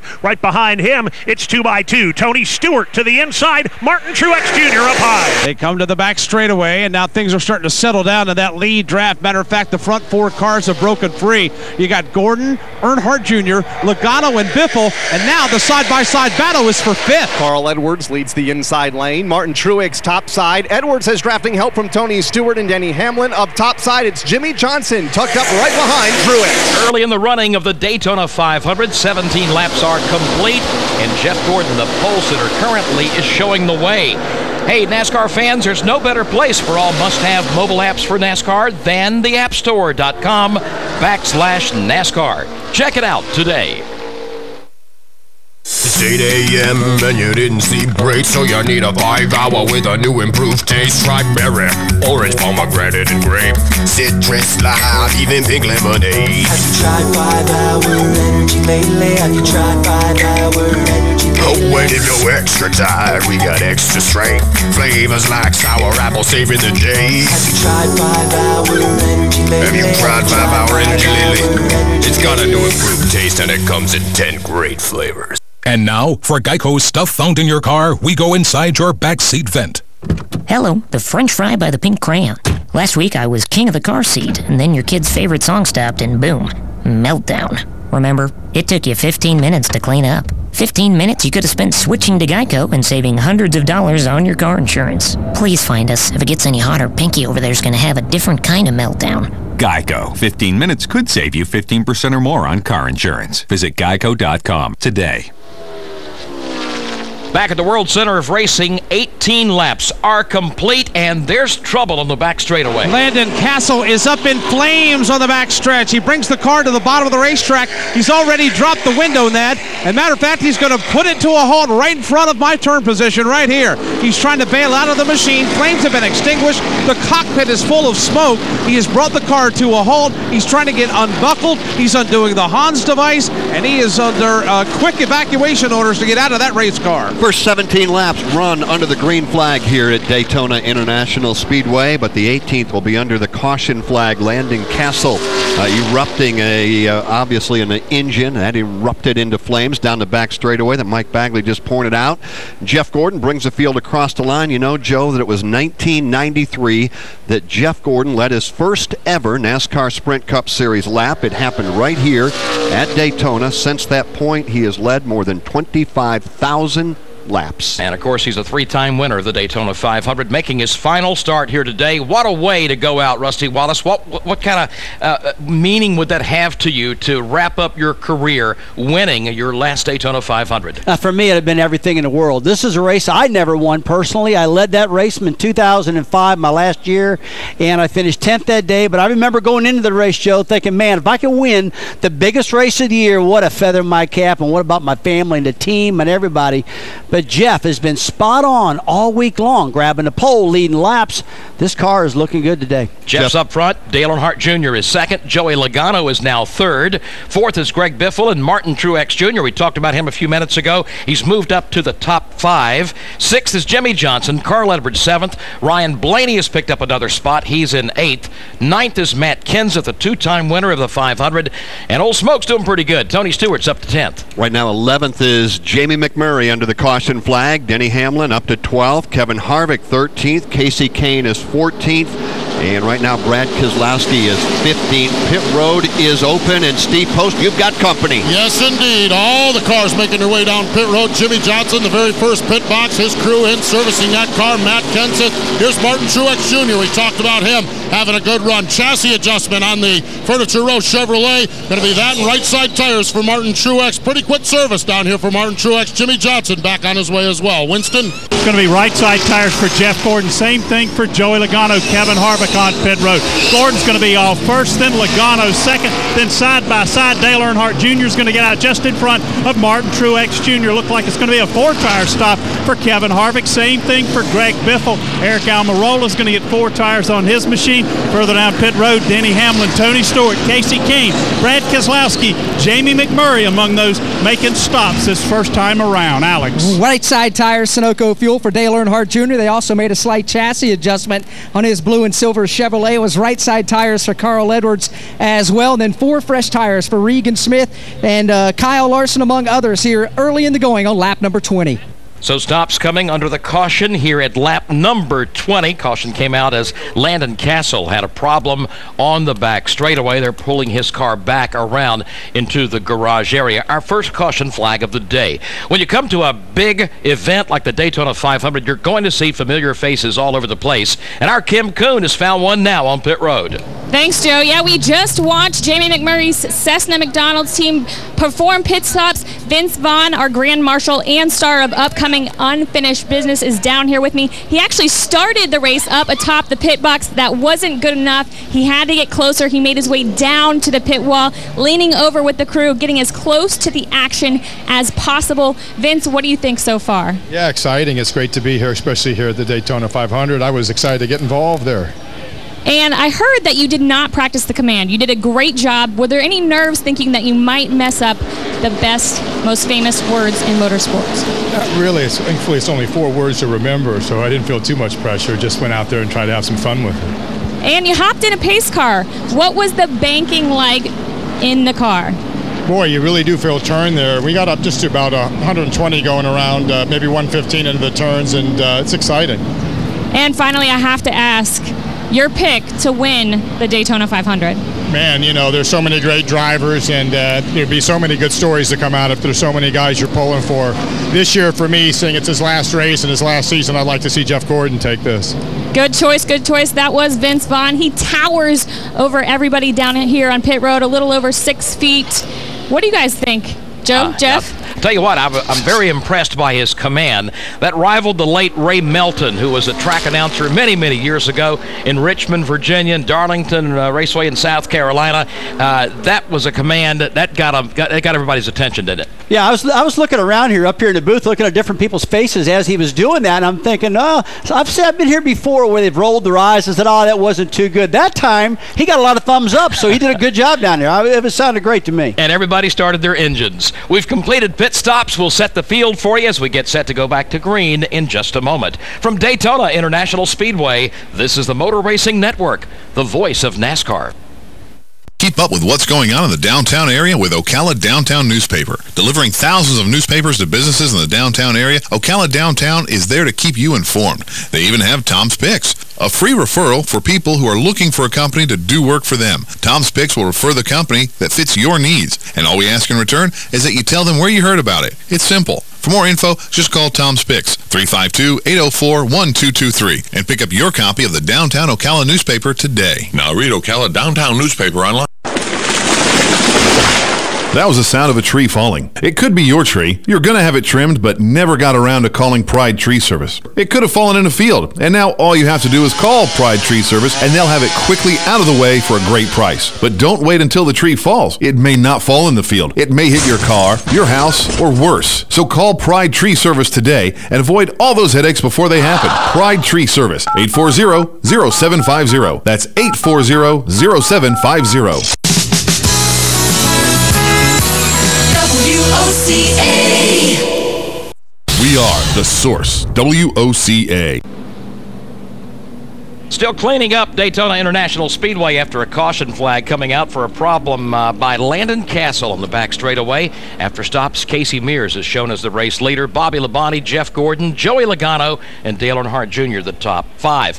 Again, we welcome you to our coverage of the 57th running of the Great American Race, and a special welcome to some new radio partners with us here for the first time today. Sports Radio WARM 590 AM, Wilkes-Barre, Pennsylvania, 98.5 The Big Dog in Rocky Mountain, North Carolina. Also 95.3 The Bull in York Center, Maine, and Fox Sports AM 570 The Ticket, Las Cruces, New Mexico. Kim Kuhn was just with Vince Vaughn, but Kim, you're going to be busy all day long. In fact, Kim, you're going to be busy all year long handling social media for the Motor Racing Network. You're going to be patrolling the garage, the pit area, the fan zones. What are you going to be doing the rest of today here in Daytona?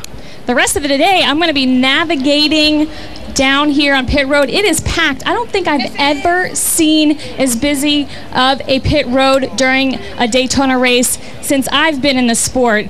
People are wall to wall. I'm seeing lots of Jeff Gordon fans, lots of 24 gear here, some throwback Rainbow Warrior gear. I saw somebody with an old Rainbow Warrior jacket. So lots of going on in pit road. And you know what? I want to start a conversation with the fans. If you see me, feel free to snap a picture with me. And of course, post those to Twitter at MRN Radio. And you can use the hashtag AskMRN. I got somebody asking for a photo right now, guys. So Jeff, Joe. All right, get to it. We'll check in with you later. Kim Kuhn monitoring social media for Motor Racing Network. Here comes the two cars that were at the front of the field, Casey Mears and Bobby Labonte. They hit pit road. That'll turn the lead over to Jeff Gordon. He and Joey Logano will have the front row for the restart. Coming up in one lap, Dale Earnhardt Jr. lines up third, Martin Truex Jr. fourth, Carl Edwards fifth for the restart. Then it'll be Jimmy Johnson in sixth, Tony Stewart in seventh, Jamie McMurray eighth, Denny Hamlin ninth, and Ryan Blaney 10th. Rusty Wallace, at this point now, 23 laps in, you talked about the nerves and the anxiety before we went under the green flag. From a driver's perspective, now that we've got 23 in, what's the driver's thought process now? Have we settled in and just trying to log laps? Where are we at? No, they haven't settled in a bit. I mean, they've just got 20-some laps under their belt right now. And I was just commenting while we were off air that around 20 laps here at Daytona is when the cars start to not handle too well. Just about lap 20, I'm looking around, watching some cars move around. Matt Kenseth's had to check up a little bit. He went up to the top side of the racetrack. You could tell he had a little bit of slip, and then the caution flag flew. So these guys really don't know what they got right now. So don't count what you've seen so far as what we're going to have at the end of this race. I think when the sun beats down more, it gets hotter, we're going to see some ill-handling race cars out here today. That's going to make it interesting as we move into the day very early in the running of the Daytona 500. Only 23 laps are complete, 177 to go. Right now, let's pause 10 seconds for station identification on the Motor Racing Network. This is hot. Broadcasting from the Paddock Mall Studios, this is WOCA, Ocala, Gainesville, The Villages, 1370 AM, 96.3 FM, The Source. The Daytona 500 underway here on the Motor Racing Network. Glad to have you aboard for our coverage. Alongside Jeff Striegel and Rusty Wallace, I'm Joe Moore. Dave Moody, Mike Bagley, and Kyle Rickey covering the turns today on pit road. It is Winston Kelly, Alex Hayden, Steve Post, and Kim Kuhn. Ford and Chevrolet up front getting ready to take the American Ethanol green flag on lap number 24. You've got Jeff Gordon on the inside. To his outside, that is Joey Logano. Green flag in the air, and once again, the field on the brake. Back to turn number one. Jeff Gordon inching out in front. to his right, that's Joey Logano. And in his trunk, that's Dale Earnhardt Jr. shoving Jeff Gordon out into the lead. Now Earnhardt will go nose-to-nose with Logano for the number 2 spot. Carl Edwards, Martin Truex Jr., 2x2 behind them. It's Jeff Gordon at the point off turn number 2. He leads by 2 car lengths, but that will change very quickly. He went from the bottom, now he's gone to the top, and now he's splitting the difference of everyone stacked up behind him. Here's Earnhardt and Logano, side by side for second, with a lot of drafting help behind them. And that help includes Carl Edwards in the bottom of the racetrack, just behind Dale Earnhardt Jr. Top side it is Martin Truex, right up behind Joey Logano as Jeff Gordon all by himself in the front. Gordon shows the way back into the tri-oval, 2x2 behind him. Now Junior squeezes out of that mess. He has the second spot. Battle now for third between Logano and Carl Edwards. Edwards on the bottom of the racetrack. Joey Logano still trying to make it work up high. Needs a little more drafting help. Martin Truex Jr. is there on the scene. Jimmy Johnson also in tow as they race the outside lane. First 3 wide battles for the 13th position. The inside line there, led by Danica Patrick. And then, of course, she's got him stacked up in the middle. Ricky Stenhouse Jr. to her right. Matt Kenseth all the way up against the safer barrier. And that 3-wide racing continues into turn number 3. Kenseth topside, Stenhouse in the middle, Danica Patrick to the bottom. Greg Biffle looks on, as does Justin Allgaier and Michael Waltrip. 5 rows, double file. Then you've got 3 rows that are running 3 wide. Danica Patrick, Justin Allgaier, all the way down in the bottom of the racetrack. Got a couple of cars lined up in the middle. You've also got Greg Biffle, Dave Moody, all the way up against that outside safer barrier. Closest battle to the front right now is the battle for the number 3 position. Carl Edwards pounding away on the bottom of the racetrack. Joey Logano in lane number 2. And here comes Jimmy Johnson up the outside. And there comes Martin Truex Jr. looking to go right up the middle. He did try that middle advance. Now he is stuck in the middle. No drafting help as Truex will get punted and dropped to the field. And Truex continues to backslide. Casey Kane, Ryan Blaney, Ricky Stenhouse all go by inside and out. Was running them on the top 5 a half lap to go. Now luckily he was trying to stay in the top 15. Same thing happened to Ryan Blaney a few moments ago. He got stuck in that inside lane, the middle lane, and everybody formed up to his outside, to his inside. He went right back to the back. It happens every time, Dave Moody. It does indeed, and it happened to him right there, but he's got a good race car, and he'll have plenty of opportunity to try and regroup. Battle for third now belongs to Carl Edwards. 4th spot, Tony Stewart underneath Logano. Tony Stewart's on the move in the early going here at Daytona, working his way up through the field. He's in the inside line right now. Up front, it's Gordon, Earnhardt, and Edwards, the 3 out in front by themselves. And then it's Tony Stewart, next car in line on the bottom in 4th, side by side with Joey Logano, who is the first car running the outside of the racetrack, and he has drafting help from Jimmy Johnson and Kevin Harvick. And now Jamie McMurray just got booted out of line, and he goes up against that outside safer barrier, and Martin Truex Jr. goes by, Ryan Blaney goes by, Greg Biffle, and others. When you get knocked out of line, you begin to free fall towards the tail end of the field. 28 laps are in. We've got 172 that remain. Right now it is Jeff Gordon, Dale Earnhardt Jr., Carl Edwards, Tony Stewart, and Denny Hamlin. Okay, cut to the future. They lied. Robots are not going to be here to do the work for you.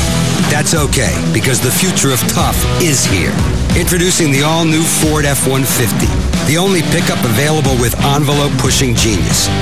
Like a remote tailgate release, loading ramps that stow right inside the bed, LED side mirror spotlights that light up the worksite at night, and a 360-degree camera that shows you the lay of the land around your truck. Over 100 patents, so you can work even smarter. All wrapped in a high-strength military-grade aluminum alloy body that can put in an honest day's work and take whatever you want to give it. This is the all-new Ford F-150. Climb in and feel what it's like to drive the future of tough. Claims based on a properly equipped 2015 F-150 with available features. Class is full-size pickups under 8,500 pounds GVWR. You can't run 200 miles an hour 3 wide without a little help from above. We'll explain when we come back. Jeff Gordon showing the way here at Daytona. And from Daytona International Speedway, this is the Motor Racing Network, the voice of NASCAR. Hi, I'm Seth with AA Lock, Dock, and Security. Have you ever thought about the locks or security on your house or business? Have you ever wondered why the keys to your new car cost so much? Well, at AA Lock, Dock, and Security, we can help with securing your valuables. We can even replace those expensive transponder keys. We can give you the knowledge that no one else will. Call AA Lock, Dock, and Security at 867-1965. That's 867-1965.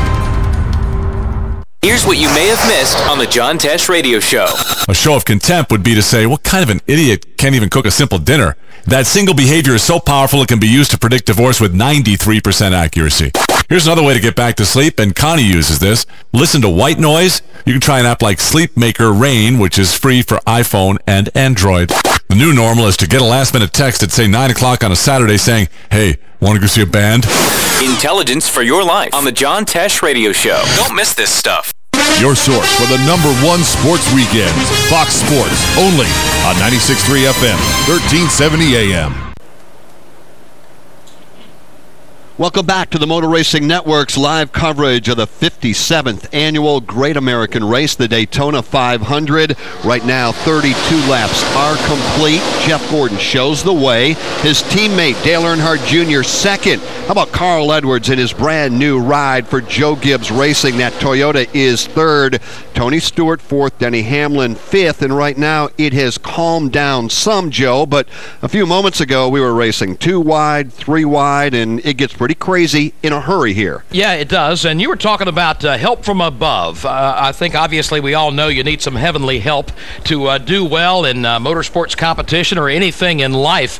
But also up above, at least above us here at Daytona, that's where the spotters hang out. They are very integral to what happens on this racetrack. And Rusty, I know you had Earl Barban with you for many, many years. He's now the spotter for Jimmy Johnson. That relationship probably is as important as the one between the driver and the crew chief is. It's very important. I mean, the spotter not only clears you on the racetrack, it's kind of your eyes and ears up top. Also, he keeps the driver calm. He's communicating calmness. He's trying to get you back in the game if you're having a bad day. But Earl Barban, you mentioned, was my spotter my whole entire career with Team Penske, and now he's with Jimmy Johnson. He's been working over there for most of Jimmy's championships. But a spotter is not only just a spotter on the track. He's a good friend of yours. He keeps you calm, things like that. A spotter, to me, is one of the most important members of the team. And how often are they talking to you, like right now with Jeff Gordon out front? I mean, he literally has an inch lead over his teammate Dale Earnhardt Jr. It's calm at the moment, but when things heat up, I would imagine they're talking to you virtually all the way around the track. Yeah, you're exactly right. I mean, the drivers and the spotters know they've got such a good relationship. If they don't need to be talking, they're not talking. But when they're side by side or 3 wide, you're hearing talk like this. You're hearing, hey, 2 wide, 2 wide, 2 wide, 3 wide, 3 wide, 3 wide, single wide, you're okay, you're okay. He's working with you. Or you're hearing stuff like, hey, I can tell he wants to run with you. I can tell he wants to, he's calm, Rusty. He's staying calm. You're hearing things like that. That's what goes on between driver and spotter at the racetrack. It is very, very important, particularly at a track like this. Coming up on 35 laps complete in the 57th Daytona 500, let's take a look at the AutoZone leaderboard. Jeff Gordon out front. Dale Earnhardt Jr. still in the second spot. Carl Edwards fourth. Tony Stewart fifth. And Denny Hamlin runs in. That's Tony Stewart fourth and Denny Hamlin fifth. Then it's Joey Logano in sixth. Jimmy Johnson runs seventh. Casey Kane is eighth. Martin Truex Jr. 9th. Kevin Harvick 10th. Greg Biffle 11th. Ricky Stenhouse Jr. 12th. Ryan Blaney 13th. 14th. Brad Keselowski 15th. Jamie McMurray. Matt Kenseth 16th. 17th. Justin Allgaier. Michael Waltrip is 18th. Ty Dillon 19th. Regan Smith subbing for Kurt Busch. Right now, Regan Smith running in the 20th position. Danica Patrick runs 21st. Trevor Bayne 22nd. Michael McDowell's 23rd. Kyle Larson 24th. Sam Hornish is in 25th. Paul Menard 26th. Eric Almirola 27th. Reed Sorensen 28th. J.J. Yaley 29th. And Michael Annett 30th. David Gilliland right now 31st. 32nd to Ryan Newman 33rd. Austin Dillon. David Reagan 34th. 35th to Cole Witt. 36th Clint Boyer. Johnny Sauter running 37th. 38th Bobby Labonte. 39th, Matt Crafton. A.J. Allmendinger is 40th. Mike Wallace, 41st. Casey Mears, 42nd. He went out of the race on lap 18, talking about Landon Castle, and he will be scored 43rd. That's a look at the AutoZone leaderboard. Get proven tough Duralast brakes, the official brakes of NASCAR, sold only at AutoZone. Get in the zone. AutoZone. Gears will grind, brakes will blow, and sheet metal will tear when NASCAR returns to the tight, testy half-mile of Martinsville Speedway. Feel the rumble of Martinsville Speedway up close, beginning with the NASCAR Camping World Truck Series Kroger 250 on Saturday, March 28th. The laps double, but the excitement triples on Sunday, March 29th, when the NASCAR Sprint Cup Series enters the half-mile of mayhem for the STP 500. The action-packed short track promises edge-of-your-seat thrills. Tickets are available right now by calling 877-RACE-TICKS or visit martinsvillespeedway.com. Hey, are you all set for your fishing trip? Mm-hmm. Did you pack the beer? Wait, is that some Twisted Tea I see in the back of the car? Come on, Twisted Tea. Yeah, I can see why. Twisted Tea, realized tea taste with a K. I don't know. One of the guys must have snuck it in there. Oh, come on. I bet you're craving the real iced tea taste of Twisted Tea. I know. It's so refreshing. It is. It's so smooth. It's pretty smooth. But if you want me to take it out. Hold on to it. We might have one or several.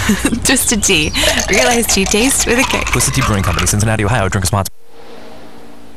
38 laps complete. Jeff Gordon still leading Dale Earnhardt Jr. in the Daytona 500. Carl Edwards is third, Tony Stewart fourth, and Denny Hamlin fifth.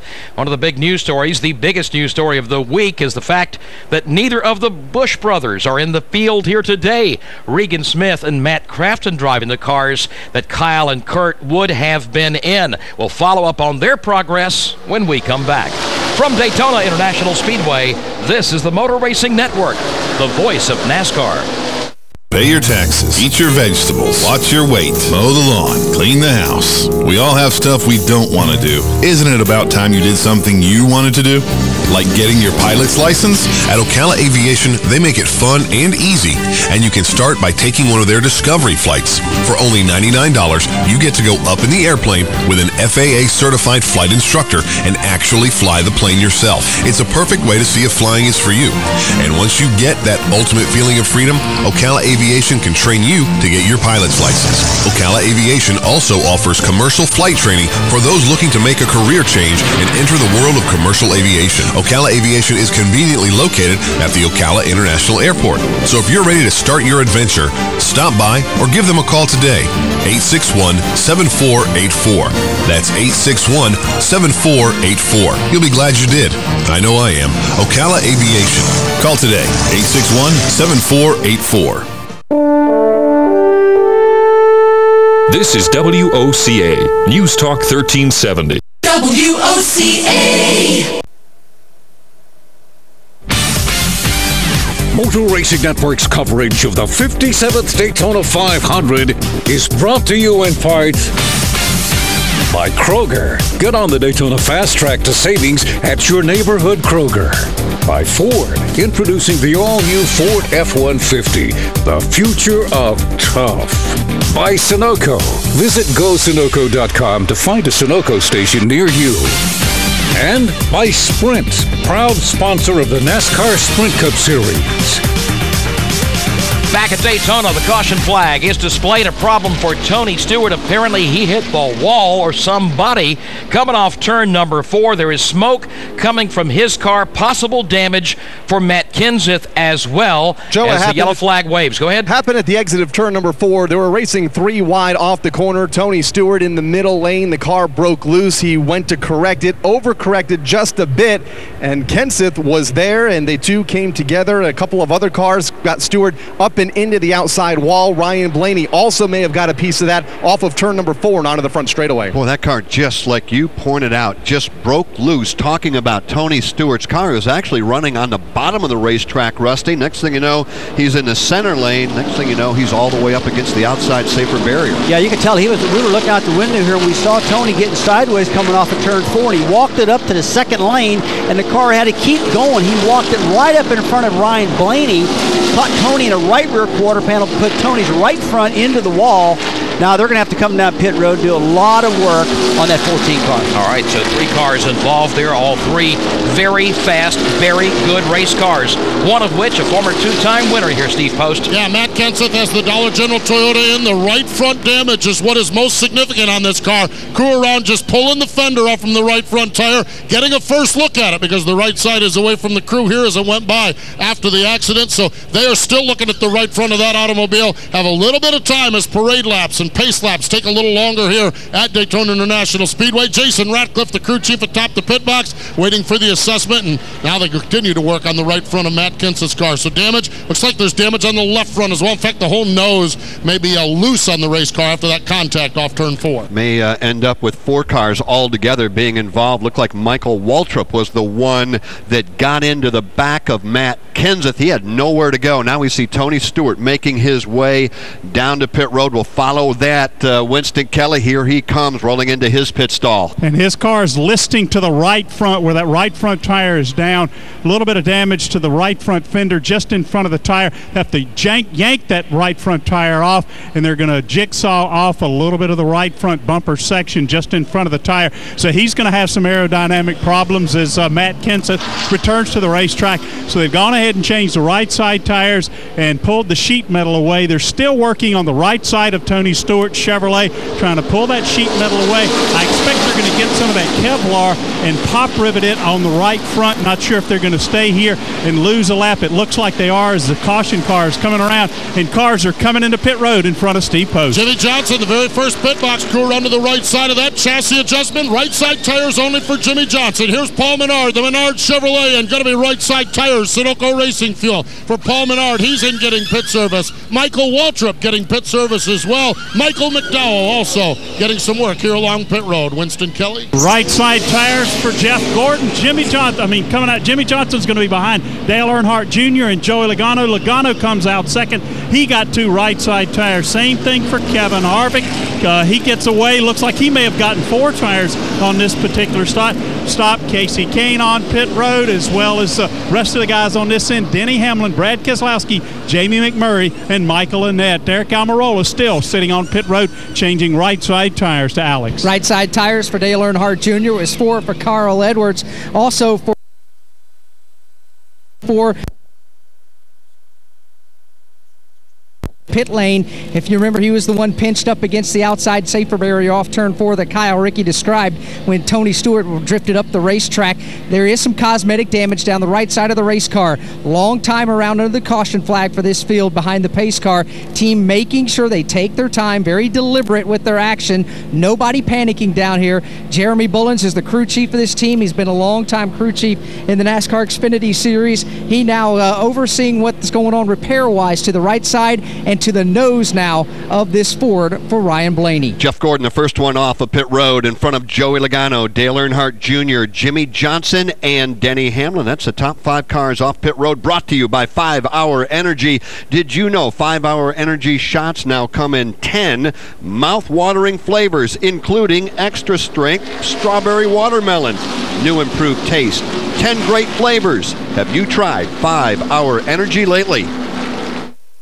Dale Earnhardt Jr. has won the Daytona 500 for the second time. Dale Jr., driver of the number 88 Hendrick Motorsports Chevy, here to talk to you about the official fuel of NASCAR, and that's Sunoco. Sunoco makes high-quality performance fuels for the greatest drivers in the world, on and off the track. Whether I'm pulling up to the pump or off pit road, Sunoco is the fuel that keeps me going. From the racetrack to the road home, I fill up with the official fuel of NASCAR. Sunoco. Geico Motorcycle presents Reflections from the Road. Let me tell you, the road is a much more relaxing place since I switched to Geico Motorcycle Insurance and started saving money. With that taken care of, now I can think about deep, important things, like how come it's a pair of pants when there's only one of them. A real brain teaser. But hey, at least saving money with Geico Motorcycle is as easy as pie. What does that mean, anyway?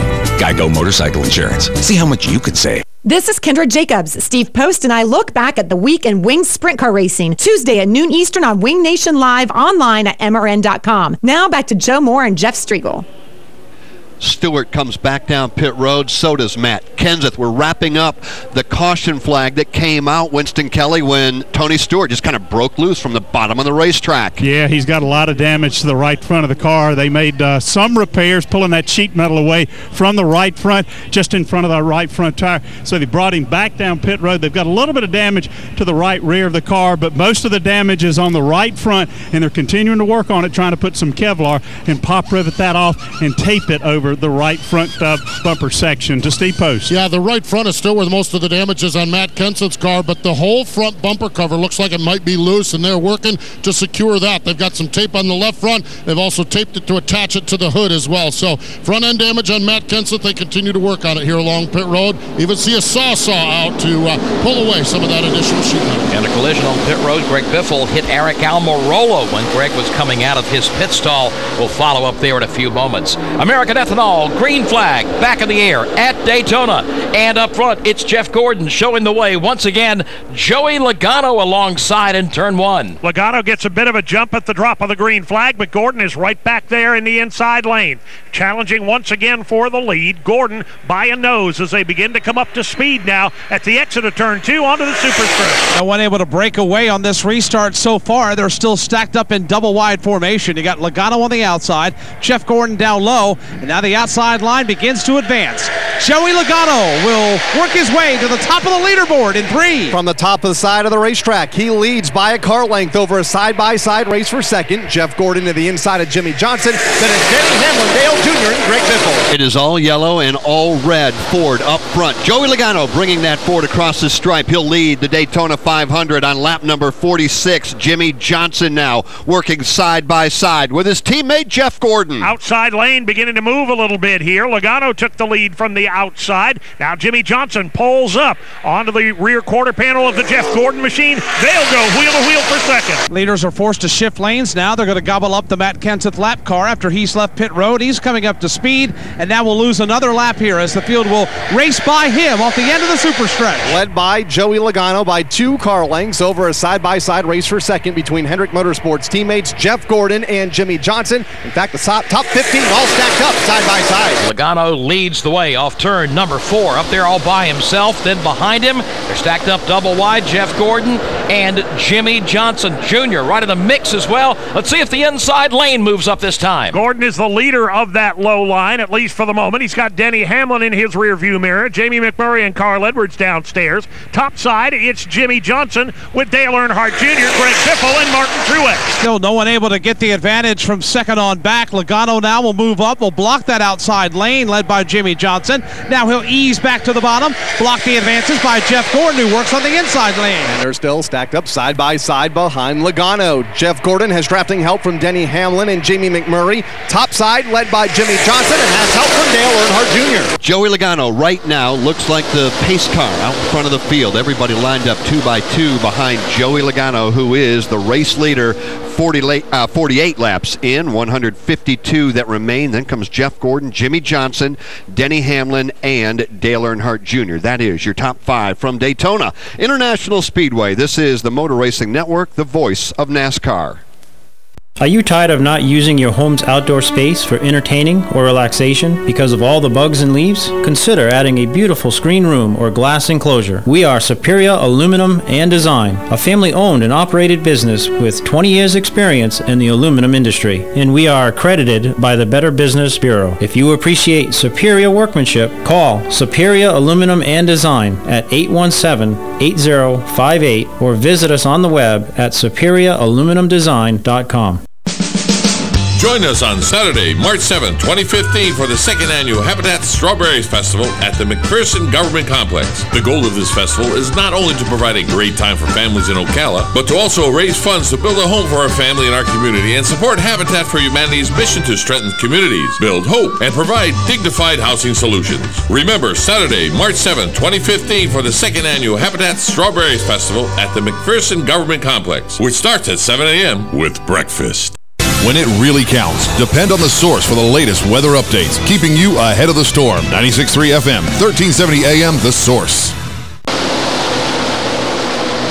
The field storms by the start-finish line at 197.8 miles an hour. All of that And Tony Stewart rolling the wrong way under power, actually in reverse and driving his car down pit road the back way, and he is headed to take that car into the garage. Looks like the day certainly over, and the opportunity of going to victory lane certainly over for Tony Stewart. And Joe, we were talking about some of the sport's biggest names, and Tony Stewart has to be at the top of the list of drivers that have not won here in Daytona for the 500. Well, Brad Keselowski comes right to the top of the list. He's never won here in anything. We talked at the top of the broadcast about guys like Carl Edwards, who's won here in a truck, and several others who have won in different types of races. Denny Hamlin's won a couple of the Unlimiteds, but those guys still haven't won a Daytona 500. That's a missing link in your career, is it not, Rusty? It was a missing link in my career, that's for sure. I was able to win a lot of other racetracks. I was able to lead here and win the Bud Shootout, stuff like that, but never could close a deal and win the Daytona 500. And I got to tell you, as a driver, it still sticks with me. It's like, why couldn't I get it done? I got so close so many times. And the same with Tony Stewart. He's won a lot of races here. It won't happen today.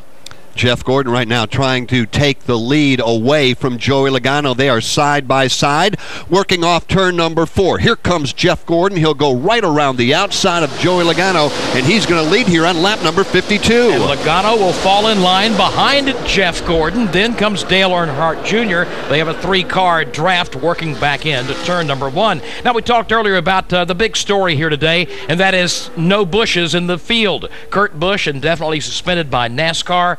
That came out on Saturday afternoon, or Friday afternoon, actually. And then, of course, Kyle Busch being injured in a crash in the Xfinity race here yesterday. Substitute drivers, Regan Smith for Kurt Busch and Matt Crafton in for Kyle Busch. How are they doing so far? Well, right now, Regan Smith running in the 18th position, driving that Haas Automation Chevrolet for Gene Haas and Stuart Haas Racing. So a good start, a good run so far for Regan, but he's done this before. Let's talk a little bit about Matt Crafton, who right now riding back there in 40th. Sometimes you might go, geez, he's running 40th. That means they're just not any good. Well, that doesn't mean anything at all, Rusty. Not here. And Matt Crafton making his NASCAR Sprint Cup Series debut under some rather adverse circumstances. Yeah, Matt Crafton is doing just what I thought he would do right now. Just kind of ride, just kind of get comfortable with the car and not do anything crazy out there. Don't tear it up or nothing. And by the way, a real good choice out of Matt Crafton. He's our Truck Series champion. He's really good at this particular racetrack. A Toyota guy, really knows how to get around here.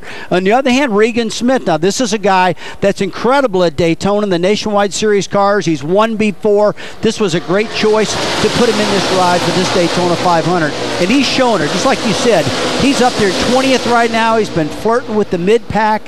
He's feeling pretty frisky, I call it. He's feeling pretty good out there. Regan, a former winner of the Southern 500 at Darlington. He won the Xfinity race here at Daytona last year. And you talked about Matt Crafton. He has a personal relationship with Kyle as well. He was a groomsman at Kyle's wedding. So a perfect fit for him to be driving that car today. Let's get an update on both those machines from Winston Kelly. Well, let's talk about Matt Crafton first. And a lot of times when you talk to these drivers before the race, they'll tell you one thing, and then they might do another. Matt Kenseth comes to mind, as he said he was going to kind of let things sort out, and he worked his way right into the top 10. Not so Matt Crafton. He said he was going to sit back there and ride just like Rusty Wallace has said. But if you think about it, that's exactly what he did in the Camping World Truck Series, where he's a 2-time defending champion. And he didn't get aggressive until about the last third of the race, and then seemed satisfied to finish 7th or 8th and have a good points day rather than step out of line on that on the race on Friday night. So Matt Crafton doing exactly what he said he would do, and I expect him to try to make his way toward the front, but I expect that to be not until we're at least past the 150 lap mark. And when you compare how these guys ran in their regular race, Alex Hayden, Regan Smith being more aggressive shouldn't be surprising to anybody, because that's how he raced yesterday. No question about that, Winston. Regan Smith having a fantastic ride. Bottom line is he's going to have to get up there and mix it up in the draft to get an idea and get a good feel for the race car before he can really give any type of feedback to crew chief Tony Gibson. Tony Gibson's a Daytona Beach native, and Tony's very happy with his driver. I just checked in with the pit Tony said the car's just losing the nose a little bit in the middle of the corner, and we'll have Rusty Wallace give us a better idea what it feels like when you lose the nose of a car in a corner in just a moment. But overall, Regan Smith wanted to get out in the first 50 or so laps of this race, get mixed up in the draft, see what the car is going to do before he can give any kind of really solid feedback to his crew and get those adjustments made to get ready for the remainder of this race. He should be giving some real good feedback right now because he's smack dab in the middle of it. Regan Smith, that is, running in the 15th position while Matt Crafton is back in 39th. This update from Pit Road brought to you by O'Reilly Auto Parts. Sign up to be an O Rewards member today and start earning instantly. O Rewards members earn $5 back on every $150 you spend. It's fast, easy, and free, and only at O'Reilly Auto Parts. Hurry into O'Reilly Auto Parts today. Sign up and start earning each and every time you shop. Better parts, better prices, every day. The following is a message from ToyotaRacing.com.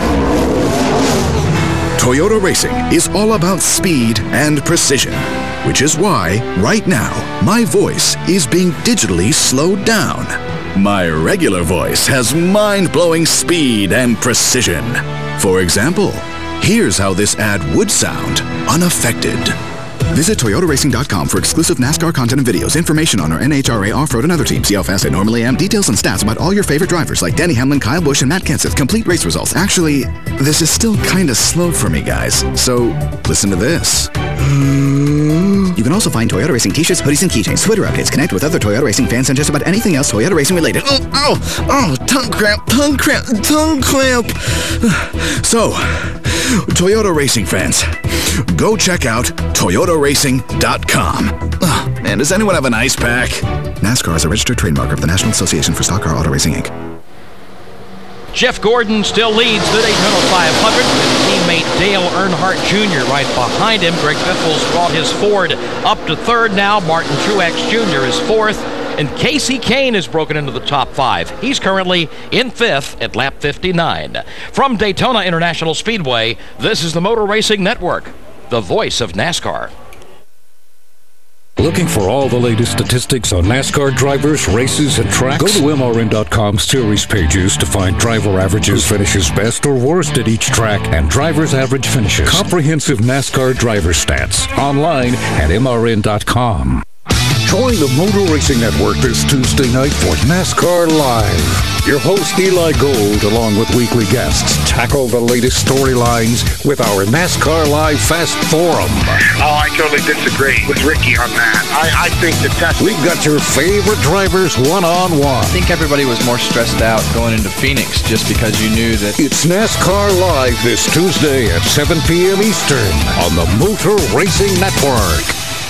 MRN.com's Pod Tracks, a daily podcast that takes you in-depth into the world of NASCAR. Go beyond the headlines for the latest NASCAR stories. Pod Tracks, available in the Media Center at MRN.com or subscribe on iTunes or Stitcher.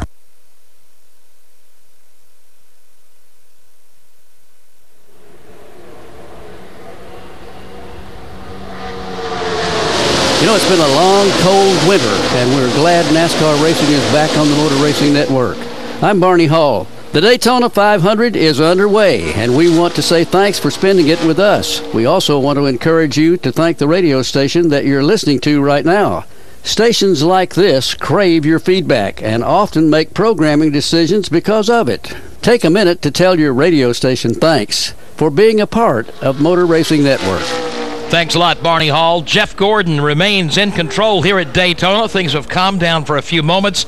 Dale Earnhardt Jr. in second, Martin Truex Jr. third, Casey Kane fourth, and Denny Hamlin fifth. Rest of the top 10 are Ty Dillon, Carl Edwards, Paul Menard, Joey Logano, and Brad Keselowski. I told you Tony Stewart had a problem early on. Steve Post, what are they saying in the garage? Well, they're working on the car in the shop. That's the Bass Pro Shop's Mobile One Chevrolet bright neon orange colored car, and the damage is Alex or Winston described as on the right front of it, but it's more than just surface damage. They're working on the suspension parts and all of the components up under where the wheel assembly. As a matter of fact, just see a brake rotor come out from underneath the race car. Chad Johnston, the crew chief, was under the car. Greg Zipadelli down here as well, the competition director, and they actually actually have the frame straighteners out as well. So it's going to be a costly time period for Tony Stewart back here, but they are going to work to get this car back out on the speedway and try to get as many points as they can. We know that points matter at this point with the Daytona 500, and that's what the game plan is now, but a lot of damage repair on Tony Stewart on his car.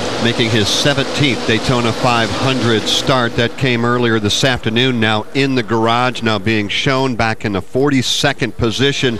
You know that Tony Stewart, although he has never won the Daytona 500, has 19 wins here at the Super Speedway, just not one on this particular Sunday afternoon. The biggest one, and he couldn't quite get there. And of course, it's what we were talking about earlier, trying to win the Great American Race.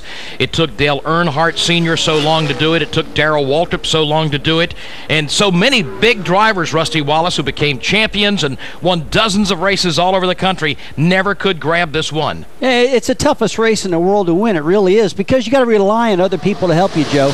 You just can't go out and get it done by yourself. You got to have somebody's going to draft with you throughout the day. You got to have good friends and partners out there to get it done. And the one tough thing here at Daytona is right now you got to have patience enough to ride and race a little bit, but get that thing to the end of the race, because we all know when that white flag starts waving and they get down to turn 3, that's where the race is going to get won. That's where you got to get set up to race off to get back to the line. So you're racing all day long to get to that point. And you have been in a position to win it before several times, only to come up just shy. I think we were talking before we came on the air, 1997, I believe, the year that Jeff Gordon won. That was a race that you could almost see the checkered flag. You could almost grasp it, and then it slipped away. Yeah, I'm coming down the front straightaway. I'm leading the race. Jeff Gordon's right behind me.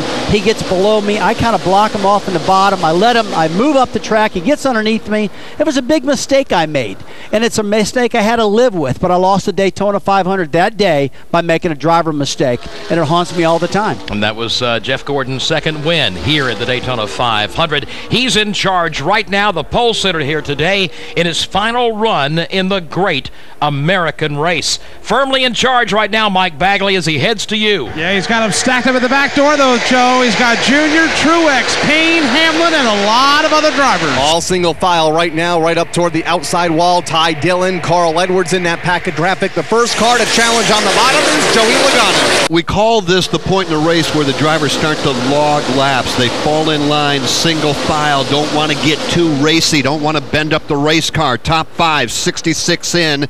Jeff Gordon, Dale Earnhardt Jr., Martin Truex Jr., Casey Kane, and Denny Hamlin. That's the top 5, Dave. The exception to that rule, Jeff, anybody that races for Team Penske, Joey Logano and Brad Keselowski have been slashing their way forward, diving down into that bottom lane, picking off cars one at a time, and they're on the move again. Carl Edwards is on the move as well. To the inside, he will go. He is in a side-by-side battle for 5th. Denny Hamlin topside, Carl Edwards to the bottom. Behind them, it's going to be Joey Logano to the inside of Ty Dillon, Jimmy Johnson, and Brad Keselowski inside and out. 66 laps in, make it 67 now as Jeff Gordon comes across the line. You hear us mention Sunoco every time the drivers fill up on pit road, but did you know they have been the official fuel of NASCAR now for 11 years, and they have fueled more than nearly 19 million miles of NASCAR racing. Join the Sunoco racing community for insights and giveaways at facebook.com/Sunoco Racing. 33 laps from halfway in the Great American Race. Jeff Gordon leads Dale Earnhardt Jr., Martin Truex Jr.,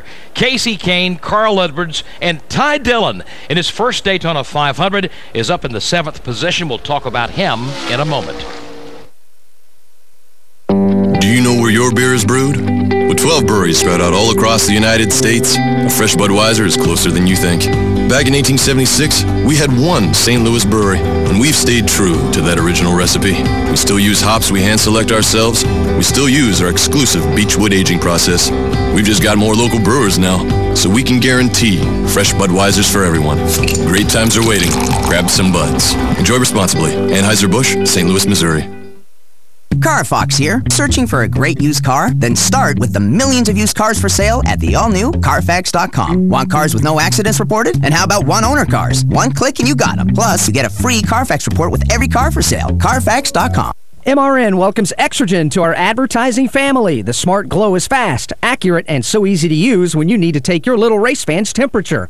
With Exergen Smart Glow, there won't be any delays or restarts. Exergen, changing the way the world takes temperature on and off the track. Still Jeff Gordon and Dale Earnhardt Jr. leading the Daytona 500. Jeff, a 3-time Daytona 500 winner. Jr., a 2-time and defending champion of this race. Between the two of them, a total of 29 wins here at the World Center of Racing. Martin Truex Jr. is 3rd, Casey Kane 4th, and now Joey Logano jumps up. He's in the 5th spot with 31 laps before halfway. From Daytona International Speedway, this is the Motor Racing Network, the voice of NASCAR. Are you a mom looking for inspiration? Are you creative? Mamazine.com is a lifestyle blog designed for the local mom to be inspired by the beauty of motherhood while staying current on local events and issues. Visit Mamazine.com today to find events around town, recipes, imaginative play ideas, and more. Mamazine.com. One of the most common questions those nearing retirement are asking: will I outlive my money? Retirement questions like these and many more will be answered every Saturday morning at 9 a.m. on Planning for a Better and Safer Retirement with hosts Francois and Julian Pozenet. Francois and Julian will help you put your retirement puzzle together. Catch Planning for a Better and Safer Retirement Saturdays at 9 a.m. on Ocala's News Talk, The Source 96.3 FM and 1370 AM. Hi, I'm Fran Darkington. When I need news, I pass the rest and tune to the source, WOCA. Jeff Gordon, Dale Earnhardt Jr., and now Casey Kane, Hendrick Motorsports teammates, all at the front of the field. Martin Truex Jr. is in 4th, then Joey Logano, Carl Edwards, Denny Hamlin, Jimmy Johnson, and young Ty Dillon. We mentioned him a few moments ago. In his first run in the Daytona 500, Steve Post not doing a bad job here today. No, Ty Dillon doing a really nice job out here racing this race car. Todd Parrott, the crew chief. So right there, right off the top, you got one of the best veterans in the garage area, leading young Ty Dillon here in his maiden voyage on the Daytona 500. You know, it's been interesting. They're running up inside the top 10, started in the 31st spot. They raced right up through there, and they have made no adjustments to this race car. So one of the themes we've been talking about here today is the weather changes and how that would affect the race car, and it looks like Todd Parrott maybe figured it out right off the bat because they've been awful good, and that allows that young race car driver to out there and work within the draft, work within the pack, and not have to wrestle that race car. He can just drive the thing instead of having to worry about all the adjustments. Todd Parrott's got his back with that car. So good run so far by Ty Dillon. If you're just joining us here on our Motor Racing Network live coverage of the Daytona 500, we talked when we came on the air the significant difference in ambient temperature today than what these teams were faced with throughout the week. We saw temperatures here in the Daytona Beach area as low as the low 40s, and today we are right at 80 degrees, and that is a significant change to the track temperature, Joe. And like Steve Post was talking about, you need to hit it on the head or you're going to have an ill-handling race car all afternoon. A lot of guys are already showing that here, Rusty Wallace. We've been talking about the fact that some of the guys having a hard time. Tony Stewart said he lost the steering wheel up there. Basically, he lost the race car, right? Yeah, he did lose the race car. I mean, Tony Stewart's one of the best out there, too. It just goes to show you how loose the track is starting to get, how the cars are starting to slip around a little bit. When I see a guy like Tony Stewart start to lose the car, that means this racetrack is pretty slick out there today. And again, just like you said, they weren't ready for this. I mean, it was cold at the beginning of the week. They did hear that warm temperatures were coming, but they could not practice in those warm temperatures, and that's what might have bit a couple of them. The track temperature is some 60 degrees warmer right now than what it was when they last raced on it in the Budweiser Duel at night. Track temperature 104 degrees right now. And Dave Moody, from your position just outside of turn number 2, you can see it firsthand because a good handling, perfect car may want to run right at the bottom of the racetrack. But as the tires fade, temperatures come up, so do the race cars on the racetrack. Jeff, you're exactly right. It's almost like a four-wheel drift coming off turn number 2 right now as these drivers, it's not a huge difference, but it's a difference between maybe 18 inches to 2 feet of the line that they can run. In those colder temperatures, they were glued right down on that double yellow line at the bottom of the racetrack coming off turn number 2. Now, the cars on the bottom just drift up off that line, whether they like it or not. 75 down, 125 to go in the Great American Race. Let's take a look at the AutoZone leaderboard. Jeff Gordon up front, as he has been for most of the afternoon. He's led 54 of these 75 laps. Dale Earnhardt Jr. still runs in second. Martin Truex Jr. up there in third. Carl Edwards fourth. And Casey Kane has dropped to fifth. Sixth is Joey Logano. Seventh, Denny Hamlin. Ty Dillon is running in eighth. Ninth is Jimmy Johnson. And 10th is Brad Keselowski. 11th is Jamie McMurray. 12th is Kevin Harvick. 13th, Greg Biffle. 14th, Justin Allgaier. Paul Menard right now 15th. Regan Smith 16th, 17th. J.J. Yaley 18th. Cole Witt. Good runs for those two drivers. 19th right now is Johnny Sauter, as I mentioned. And 20th is Michael McDowell. 21st is Michael Annette. Clint Boyer runs 22nd. Danica Patrick 23rd. David Gilliland 24th. And Sam Hornish Jr. is in 25th. 26th is A.J. Allmendinger. 27th, Bobby Labonte. And 28th, Kyle Larson. 29th, Eric Almirola. 30th is Reed Sorensen. 31st is Ryan Blaney. 32nd, David Reagan. 33rd, Austin Dillon.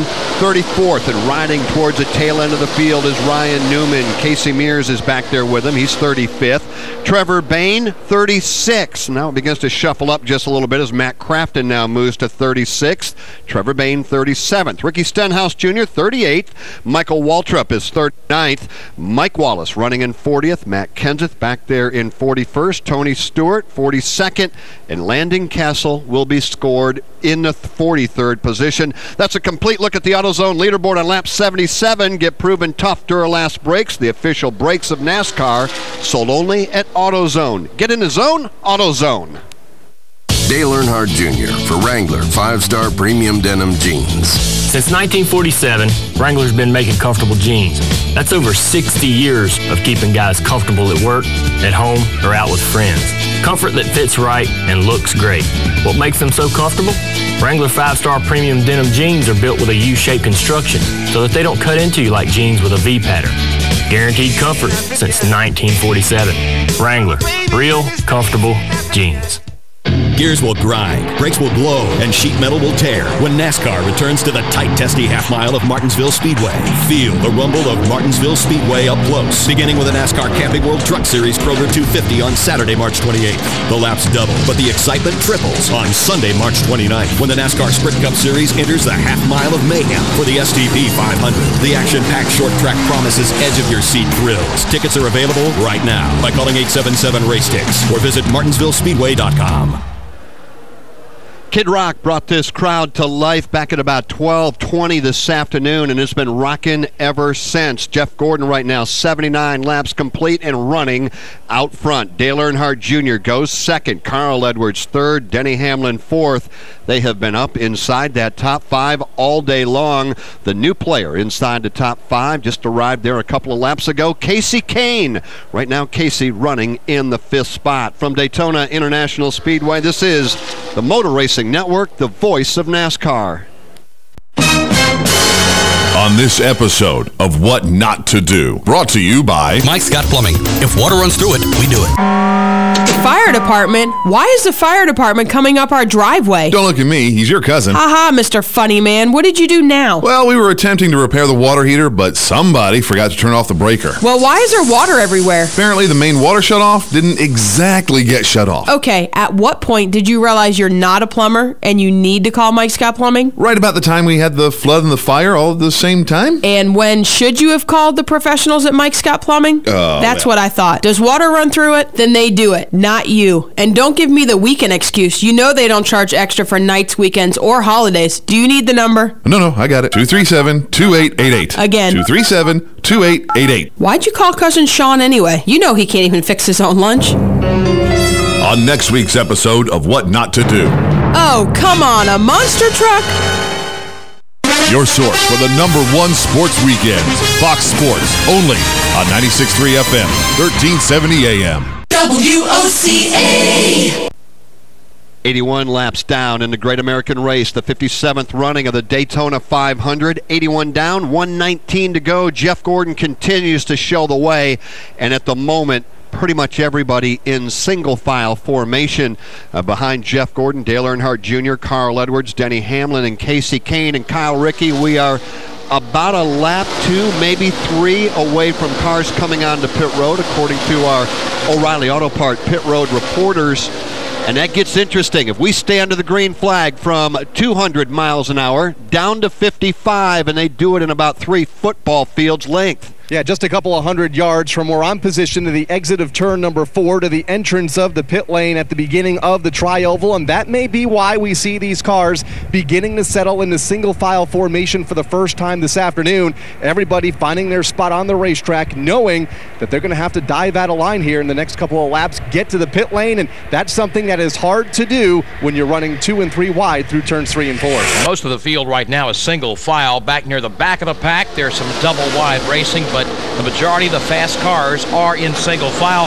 Rusty Wallace, how much warning do you need before you come to pit road? I don't suppose that's something they can just say, okay, now, and you make a hard left-hand turn. Well, this time of the race, the crews pretty well know what's going on. They're telling their driver, we're going to pit in 2 laps, get ready. Or we'll pit in 3 laps, get ready. The spotters are all ready to go for that. And as a driver, when that's going to happen, you got to be coming down the back straightaway, waving your hand, letting the guy behind you know what's going on. Try to work yourself to the bottom of the racetrack. Generally, you're using your right hand to wave in the mirror. You're using your left hand to point out the window like I'm coming. So there's enough hand movement going on inside of the car that the guys behind you knows what they know it's about to happen. And Mike Bagley, you get an opportunity to see that hand motion that Rusty is talking about, because it usually begins as they work down the super stretch in front of you. Yeah, and it's been interesting over the course of speed weeks that the velocity of the hand waving depends on the type of pack of traffic that you're in. If you're already on the inside of the racetrack, you've got a couple of cars behind you,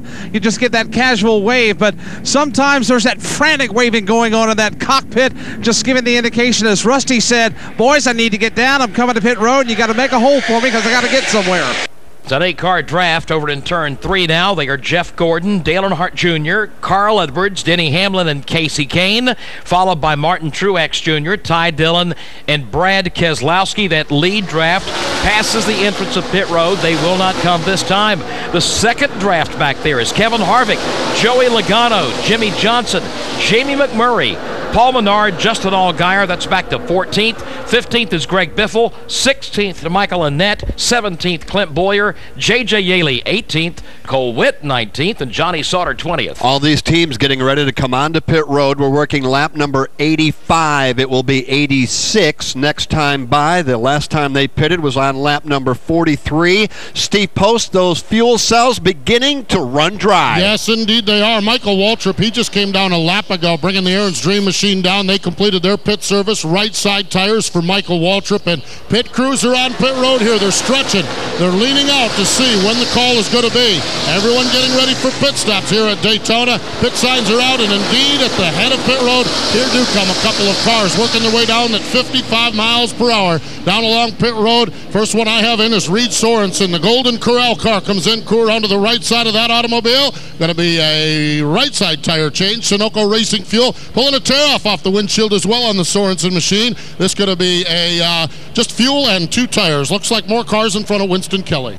Got one, Michael Annett on pit road. Another car, Johnny Sauter up. He's getting 4 tires on both of these cars. Several in front of Alex Hayden, and the pit boards are out for the leader. Alex? Yeah, we've got Ryan Blaney. We've got Justin Allgaier. The Front Row Motorsports Fords, David Gilliland, Cole Witt. Everybody in. Looked like 4 fresh Goodyear tires and some Sunoco fuel. Top them off. Saw some other chassis adjustments being made as well. Steve Post and the leaders are in. And they nearly wrecked down here. Martin Truex Jr. cannot get to his pit box. He was trapped out on the right side. Now he gets in. Jimmy Johnson is in. Right side tires, 4 tires for Jimmy Johnson. Dale Earnhardt Jr., he lit his tires up also coming down the pit road. It's like Paul Menard is in. Michael McDowell's in. Here's Danica Patrick in getting pit service. Clint Boyer in as well. More cars in front of Winston Kelly. Jeff Gordon, Joey Logano, Eric Almirolas, Kyle Larson pulls away. Kevin Harvick on pit road. Further down, Greg Biffle, Casey Kane has gotten 4 tires in fuel. Casey Mears on pit road. So a host of cars here. Brad Keselowski completed his service as well. The pit board is now out for Denny Hamlin to Alex. 4 fresh tires, Sunoco fuel. Dale Earnhardt Jr., he's already down and away. Also down and away, we've had the pit stops of Trevor Bayne, Regan Smith. Here is the Joe Gibbs Racing Toyotas. Carl Edwards, the bright orange and white Eris.com Toyota. They're going to make a track bar adjustment. 2 turns on the track bar, 4 fresh tires. Sunoco fuel. This pit stop just about ready to complete as he revs the engines, lights up the rear tires. Steve Post. Yeah, lap 88 here. Ryan Newman is in. Going to be 4 tires, Sunoco Racing fuel for Ryan Newman, the Caterpillar Chevrolet. He's down and away. Boyer did 4 tires as well on his pit stop. And boy, I'll tell you what, it gets crazy down here for a few moments, and then it gets quiet. Right now, quiet down on this end of pit road at this point. A couple of teams busted during that pit stop. The Martin Truex car too fast entering pit road, and Jimmy Johnson's crew came over the wall too soon. Pass-through penalty for both those drivers. That's going to be costly. I tell you, I looked out the window and I saw Martin Truex just right front tire on fire, coming down, smoke pouring out of it. Then he got hung out on the outside, had to get to the bottom. That was a big loss for Martin Truex. And Alex Hayden, I believe that Kyle Larson is at the first or second trip onto pit road. Second trip down pit road, Jeff, but the first time he actually came to a stop. First time is because he couldn't make the left turn from the far right side of the pit lane into his box all the way up against the left side pit retaining wall. So Kyle Larson had to put it back in gear, go all the way back around the racetrack, and come back in. They did 4 tires, topped it off with Sunoco fuel. Let's go to the entrance to Steve Post. Yeah, down here we talked about Jimmy Johnson's penalty. Rusty just described what happened with Martin Truex. Johnson in the same situation. Now he's in the first pit box. Pit stops are such a timing thing with these crew guys. Jimmy got hung out, nearly had to stop out on the racetrack or out on pit road. He turned the car in, and not surprised that the crew might have anticipated just a little bit more, because Jimmy kind of got hung up down here as well, and that's what caused him the penalty of the crew jumping off pit wall too soon. Carl Edwards also busted for a penalty on pit road. He just completed his pass-through. We'll reset the field for you as we're coming up on 10 laps before halfway in the Daytona 500. The future isn't going to be all teleportation and anti-gravity. Things are still going to weigh a ton, or 2, or 5, and you're still going to have to move them. Do it with the future of tough. Introducing the all-new 2015 Ford F-150. Its high-strength military-grade aluminum alloy body makes it up to 700 pounds lighter and tougher than any other F-150 ever built. Because with less of its own lard to haul around, something awesome happens. It can tow more of yours. The most of any half-ton pickup, 12,200 pounds. Knock, knock, the future's here, and so is your truck. This is the all-new Ford F-150. Climb in and feel what it's like to drive the future of tough. Claims based on a properly equipped 2015 F-150 with available features. Class is full-size pickups under 8,500 pounds GVWR. I'm Buddy Long. Kyle Rickey and I talk with the stars of the NASCAR Local and Regional Racing Series Tuesday at 1 Eastern on NASCAR Coast to Coast Live on MRN.com. Now back to Joe Moore and Jeff Striegel. At least 4 drivers with penalties being issued during those green flag pit stops. Martin Truex Jr., Carl Edwards, Kyle Larson, and Jimmy Johnson having to do pass-through penalties for either being too fast on pit road or the crew guys over the wall too soon. We're at lap 91 with 1:09 to go. Jeff Gordon leads Casey Kane, Dale Earnhardt Jr., Ty Dillon, and Paul Menard. And from Daytona International Speedway, this is the Motor Racing Network, the voice of NASCAR.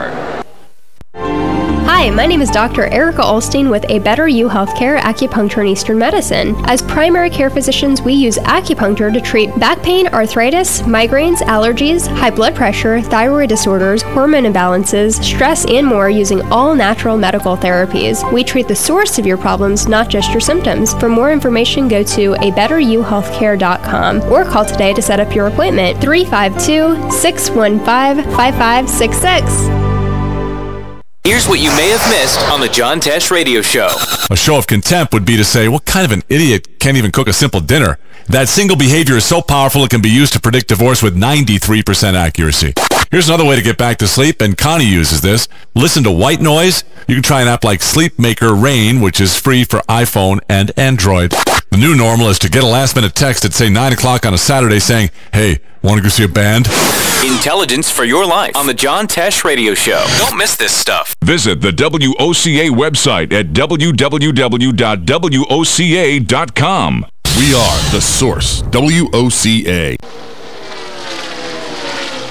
At the World Center of Racing, down to 7 laps before the halfway point. Amazingly, it has gone very, very fast here so far. Of course, that's what we came to see, fast race cars, and it's exactly what we're seeing so far in the Daytona 500. Only slowed for caution so far 2 times this afternoon. Here's a look at the AutoZone leaderboard now. Jeff Gordon is out front, where he's been most of the day. Casey Kane is in second. Dale Earnhardt Jr. third. Ty Dillon fourth. And Paul Menard is in fifth. Sixth is Denny Hamlin. Seventh, Clint Boyer. Eighth is Jamie McMurray. Joey Logano runs ninth. And Kevin Harvick is up to 10th. And after these stops, Joe, these packs now have actually broken into 3 as we take you further on down the leaderboard. Michael McDowell, good run so far with him right now. He's 11th. Brad Keselowski 12th. Greg Biffle 13th. Michael Annett right now running 14th. David Gilliland 15th. 16th to J.J. Yaley. Cole Witt is 17th. Ryan Blaney 18th. Austin Dillon 19th. And Danica Patrick is running 20th. Running in 21st is Regan Smith. Ryan Newman is in 22nd. David Reagan 23rd. Johnny Sauter 24th. And A.J. Allmendinger 25th. Eric Almirola 26th. 27th, Justin Allgaier. Sam Hornish Jr. is 28th. Casey Mears 29th. And Matt Crafton is 30th. Trevor Bayne 31st. 32nd to Ricky Stenhouse Jr. 33rd. Carl Edwards. Martin Truex Jr. 34th. Reed Sorensen 35th. And Jimmy Johnson is 36th. 37th, Bobby Labonte. Michael Waltrip 38th. Kyle Larson 39th. Mike Wallace is 40th. Matt Kenseth is 41st. Tony Stewart 42nd. And Landon Castle is 43rd. And that's a look at the AutoZone leaderboard on lap 95. Get in the zone. AutoZone. Some good-looking Toyotas in the field out there today. The newly redesigned Camry. A couple of them running there in the top 10 right now. And Ed Laukas is here with us from Toyota. You guys paced the field with your new Camry out there, and your cars are doing well in the race. Yeah, appreciate it. Thank you guys for inviting me to come up and spend a little time. This is the second time that the Camry has paced the Great American Race at Daytona, and really excited about it. Completely redesigned for 2015. And redesigning also leads us to talk about Daytona Rising here, and you guys with the injectors. Tell us about that, how that's coming along. Yeah, so there's 5 injectors, and we were the first partner to join on board with the Daytona project, and we're really excited about it. We actually went on a hard hat tour yesterday. It's coming together, and this tower, as you guys know, is coming down right after this race, and by the time we get back here in 2016, we'll be ready to go. And we're really looking forward to next year and the new look of Daytona International Speedway. Let's talk about, obviously, Kyle Busch. I know you guys miss him in the race. Everybody does. His injuries yesterday, we all wish him for the best. Yeah, definitely. You know, that was a very, very difficult moment for everybody. Difficult moment for the entire racing community. Spent last night at the hospital, and surgery went very well, as everybody has seen. And, you know, Kyle's such a strong competitor that it's not going to be long that he's ready to go. As a matter of fact, I have heard that when he came out of the surgery, came out of from the medication, he's in recovery. One of the very first things he asked Joe Gibbs was, "Joe, Coach, you're not going to take me out of that car, are you?" And he said, "Absolutely not, Kyle." And of course, you have a new teammate over there in Carl Edwards this year. Must feel good about the strength in the Toyota camp. Absolutely. You know, with the 4 cars over at Gibbs, we're really, really excited about everything that's happening with those guys. Carl's been a welcome addition to the family, and we had him out in the midway at our pit pass display today for the very first time. You know, crowds everywhere, and he really enjoyed it as well. And you have a Ferris wheel out there. Yeah, so everybody's talking about our Ferris wheel, right? As a matter of fact, there's track presidents from all around the country that are coming and saying, "Ed, can you please bring the Ferris wheel out to our racetracks?" And so I'm ready to maybe put it on a rental so that I can get it out there and actually earn a little bit of revenue with the thing. No, but actually, it's there for the fans. It's no charge. And we've had just an unbelievable reception, so we're really excited about having it. We love what you guys do, and we're glad you're a supporter of NASCAR and thus the Motor Racing Network as well, Ed. Yeah, appreciate it. Thank you again for having me. Absolutely. Thanks, Ed Laukas from Toyota here at Daytona International Speedway as we are 1 lap from halfway. A couple of good running Toyotas right now happen to be Denny Hamlin. He's running in the 6th position. Clint Boyer also in a Toyota. He's running right behind Denny. He runs in the 7th position. All right, if you've missed anything at all, we're going to be taking you back downstairs to Eli Gold. That is coming up in just a moment. Jeff Gordon, Casey Kane, Dale Earnhardt Jr., Ty Dillon, Paul Menard. That is your top 5. We are 1 lap away from halfway. Right now, let's pause 10 seconds for station identification on the Motor Racing Network. Broadcasting from the Paddock Mall Studios, this is WOCA, Ocala, Gainesville, The Villages, 1370 AM, 96.3 FM, The Source. Welcome back, everybody. Motor Racing Network live with coverage of the Daytona 500. I'm Eli Gold down in our pit control studios. Our coverage today with Joe Moore, Jeff Striegel, and Rusty Wallace in the tower. Dave Moody, Mike Bagley, and Kyle Rickey out in the corners. Our pit road and garage coverage team, Winston Kelly, Alex Hayden, Steve Post, and Kim Kuhn. Right now, as has been the case for much of the day, Jeff Gordon is the race leader. He has led 77 of the 100 laps as we now see the crossed flags being displayed halfway home in the Daytona 500.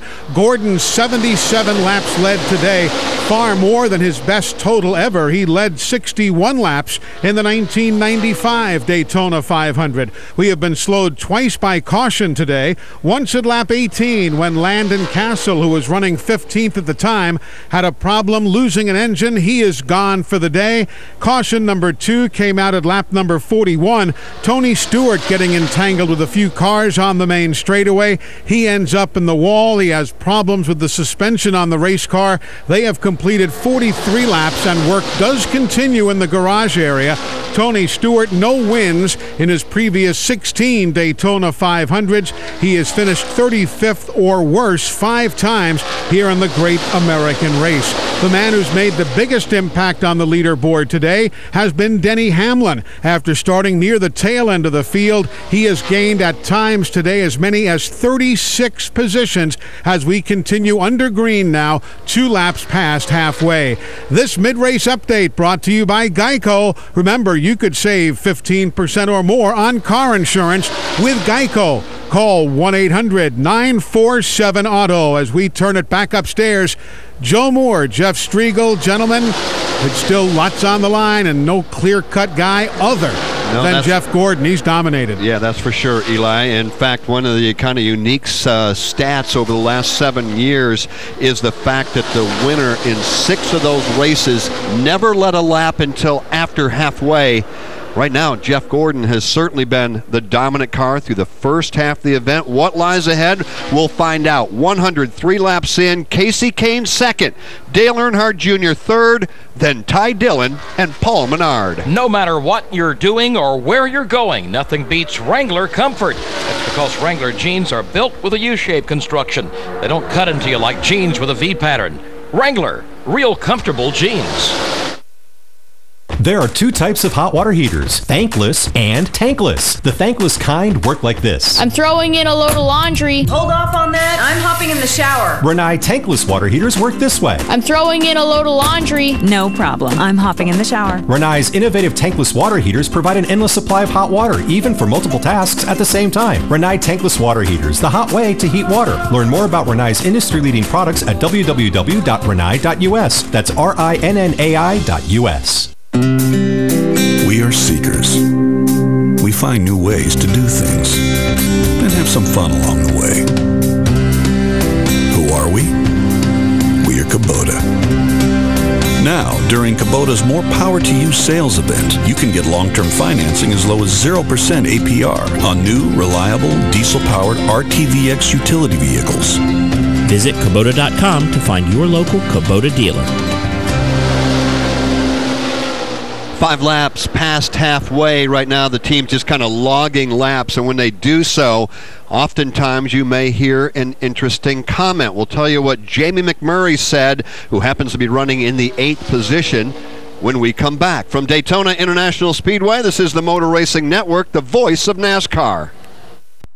On Mondays, AM Ocala Live, Robin and I will be joined by Bern Pareso. She's our medical reporter coming in to talk to us about medical providers in Marion County. News Bites, the hottest news and current events are bite-sized. And then Deborah Dozier-Potter is coming on. She's the daughter of actress Joan Fontaine, and she's a survivor of PTSD. And coming on to speak about her book, Let Buster Lead. It's her discovery of love, PTSD, and self-acceptance. Tony Memel is an award-winning singer-songwriter, and he'll be on the air speaking about all of his new projects. And then Matt Gibbs will be answering your questions about your cars, your trucks, and maybe even your riding lawnmower on Auto Repair with Personal Care. Leslie Tain will be on the air. She was twice honored as one of Long Island Business News' top 50 most influential women in business. She'll be speaking about her new book, Life in Debt. And then Dr. Patricia Bragg is coming on, the First Lady of Natural Health, coming on to speak about stress-relieving exercises. All of that plus Fun with Joe on the next AM Ocala Live right here on The Source, WOCA 96.3 FM. 1370 AM.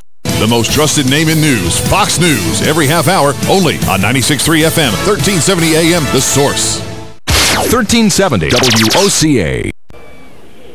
Back at Daytona, and we are under caution for only the third time. It was debris that was spotted on the front straightaway, and that is going to slow the field. Now, before the teams all come to pit road, real quickly, before the caution flag came out, Jamie McMurray, who was just out there logging laps, and by the way, we are in Daytona Beach, virtual, cloudless, 80 degrees, but he radioed to his team and said, I believe it's raining in turn number 2. Dave Moody, that would be hard to believe. Well, it wasn't me. I can tell you that, Jeff. And I don't know where that might have come from. There are a couple of fluffy white popcorn clouds overhead, but nothing producing any rain. I can guarantee you that. Beautiful, clear blue skies. Temperatures around 78, 79 degrees. An absolute perfect day for the running of the Daytona 500. Lap 107, the action now on pit road, Postman. Yeah, Jimmy Johnson is in. Crew around to working on that car. Here's Danica Patrick in. Crew around to the right side. Going to be right side tires there. Ty Dillon is in.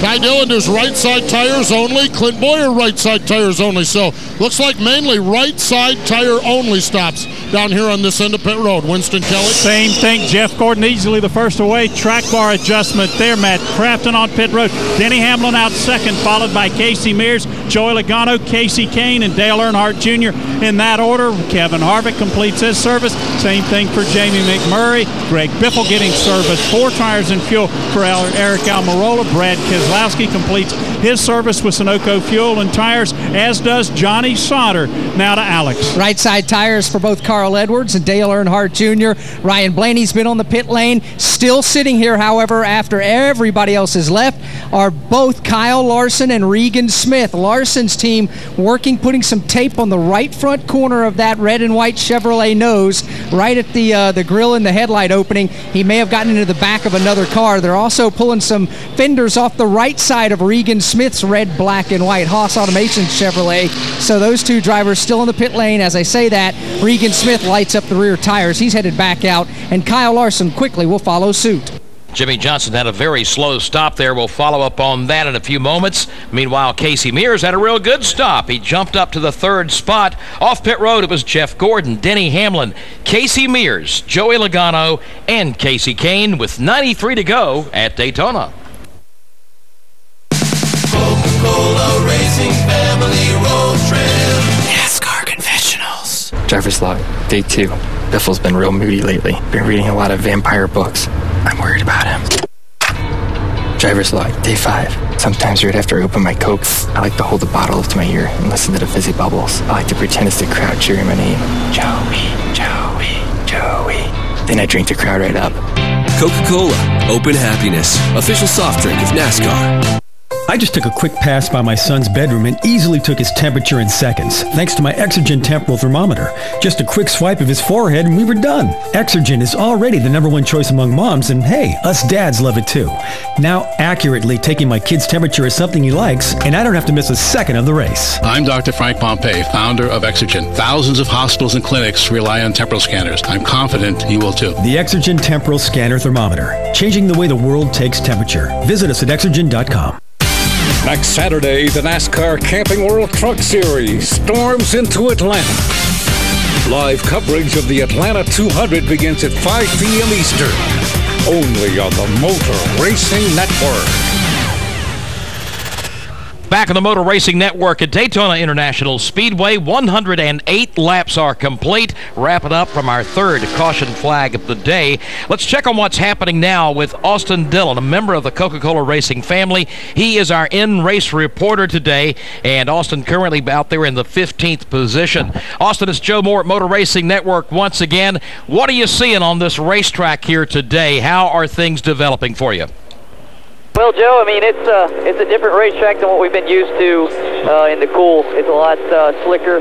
Seems that the front ends don't want to turn off at turn 4. Turn 1 and 2, still pretty good. I think the shade's helping over there. But turn 4 is it's pretty wicked right now.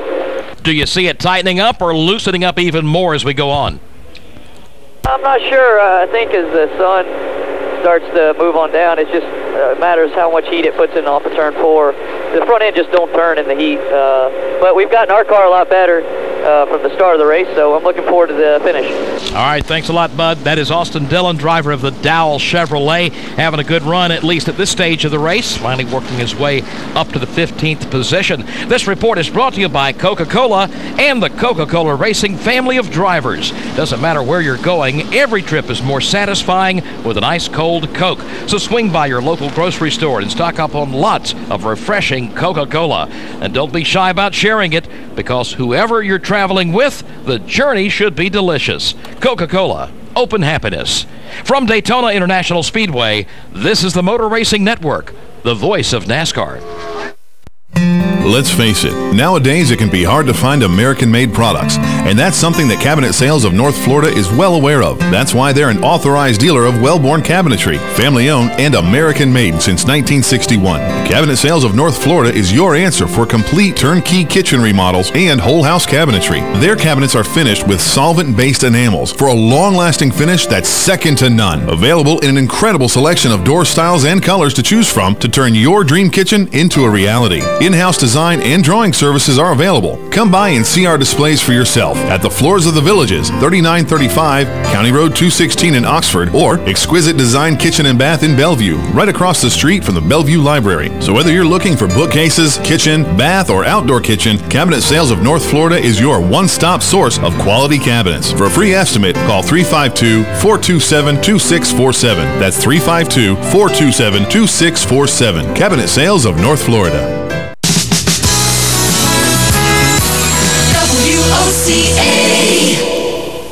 We are the source. WOCA.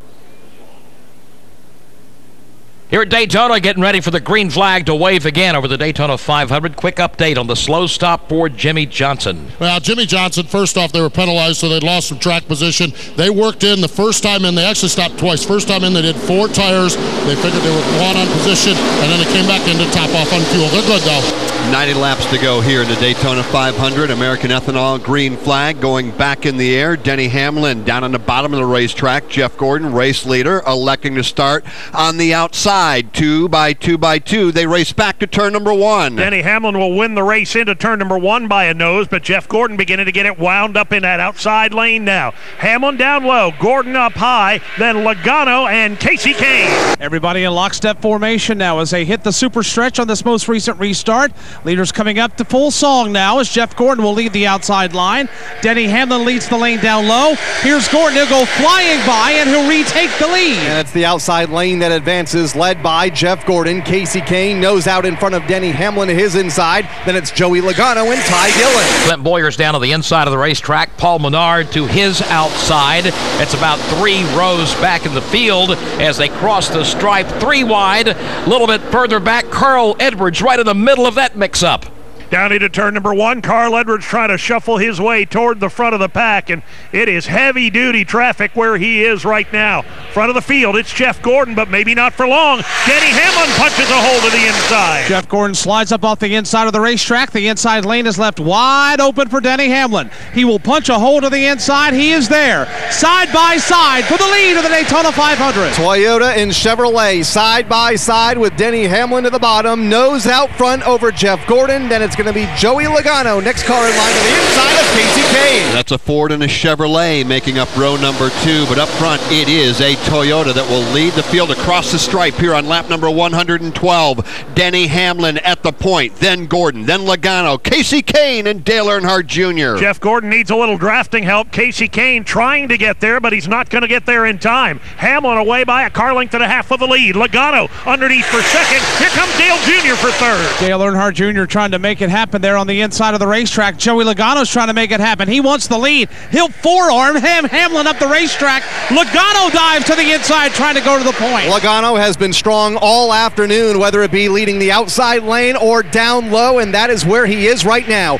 Inch out in front, Joey Logano over Denny Hamlin. Joey led 6 laps early on this afternoon. He's going for the lead once again as they come to the start-finish line. He gets it, getting by Denny Hamlin in the outside lane. Dale Earnhardt Jr. providing the push down low. Dale Jr. now wants the number 2 spot for himself as he works to the inside of Denny Hamlin. Right behind him comes Clint Boyer. Haven't heard much from Clint at the front of the pack. That's about to change as he runs and guns for third. Clint Boyer third in line on the inside of the racetrack. Challenge for the lead. Joey Logano fends a challenge from Dale Earnhardt Jr. Jr. goes wide. Logano blocks. Jr. back to the bottom. Logano fails to block and Jr. wants the lead. And he has it for a moment to the inside of the racetrack, but Jr. will slide up the banking just a bit. He is side by side with Joey Logano. It is on here at Daytona. 2x2, they come across the stripe back there around the 9th position. We've got them fanned out 3 wide, right smack dab in the middle. Jeff Gordon, remember, he had been Dave Moody up there battling for the race lead. Not getting a lot of love right now, stuck in the middle of the racetrack along with Casey.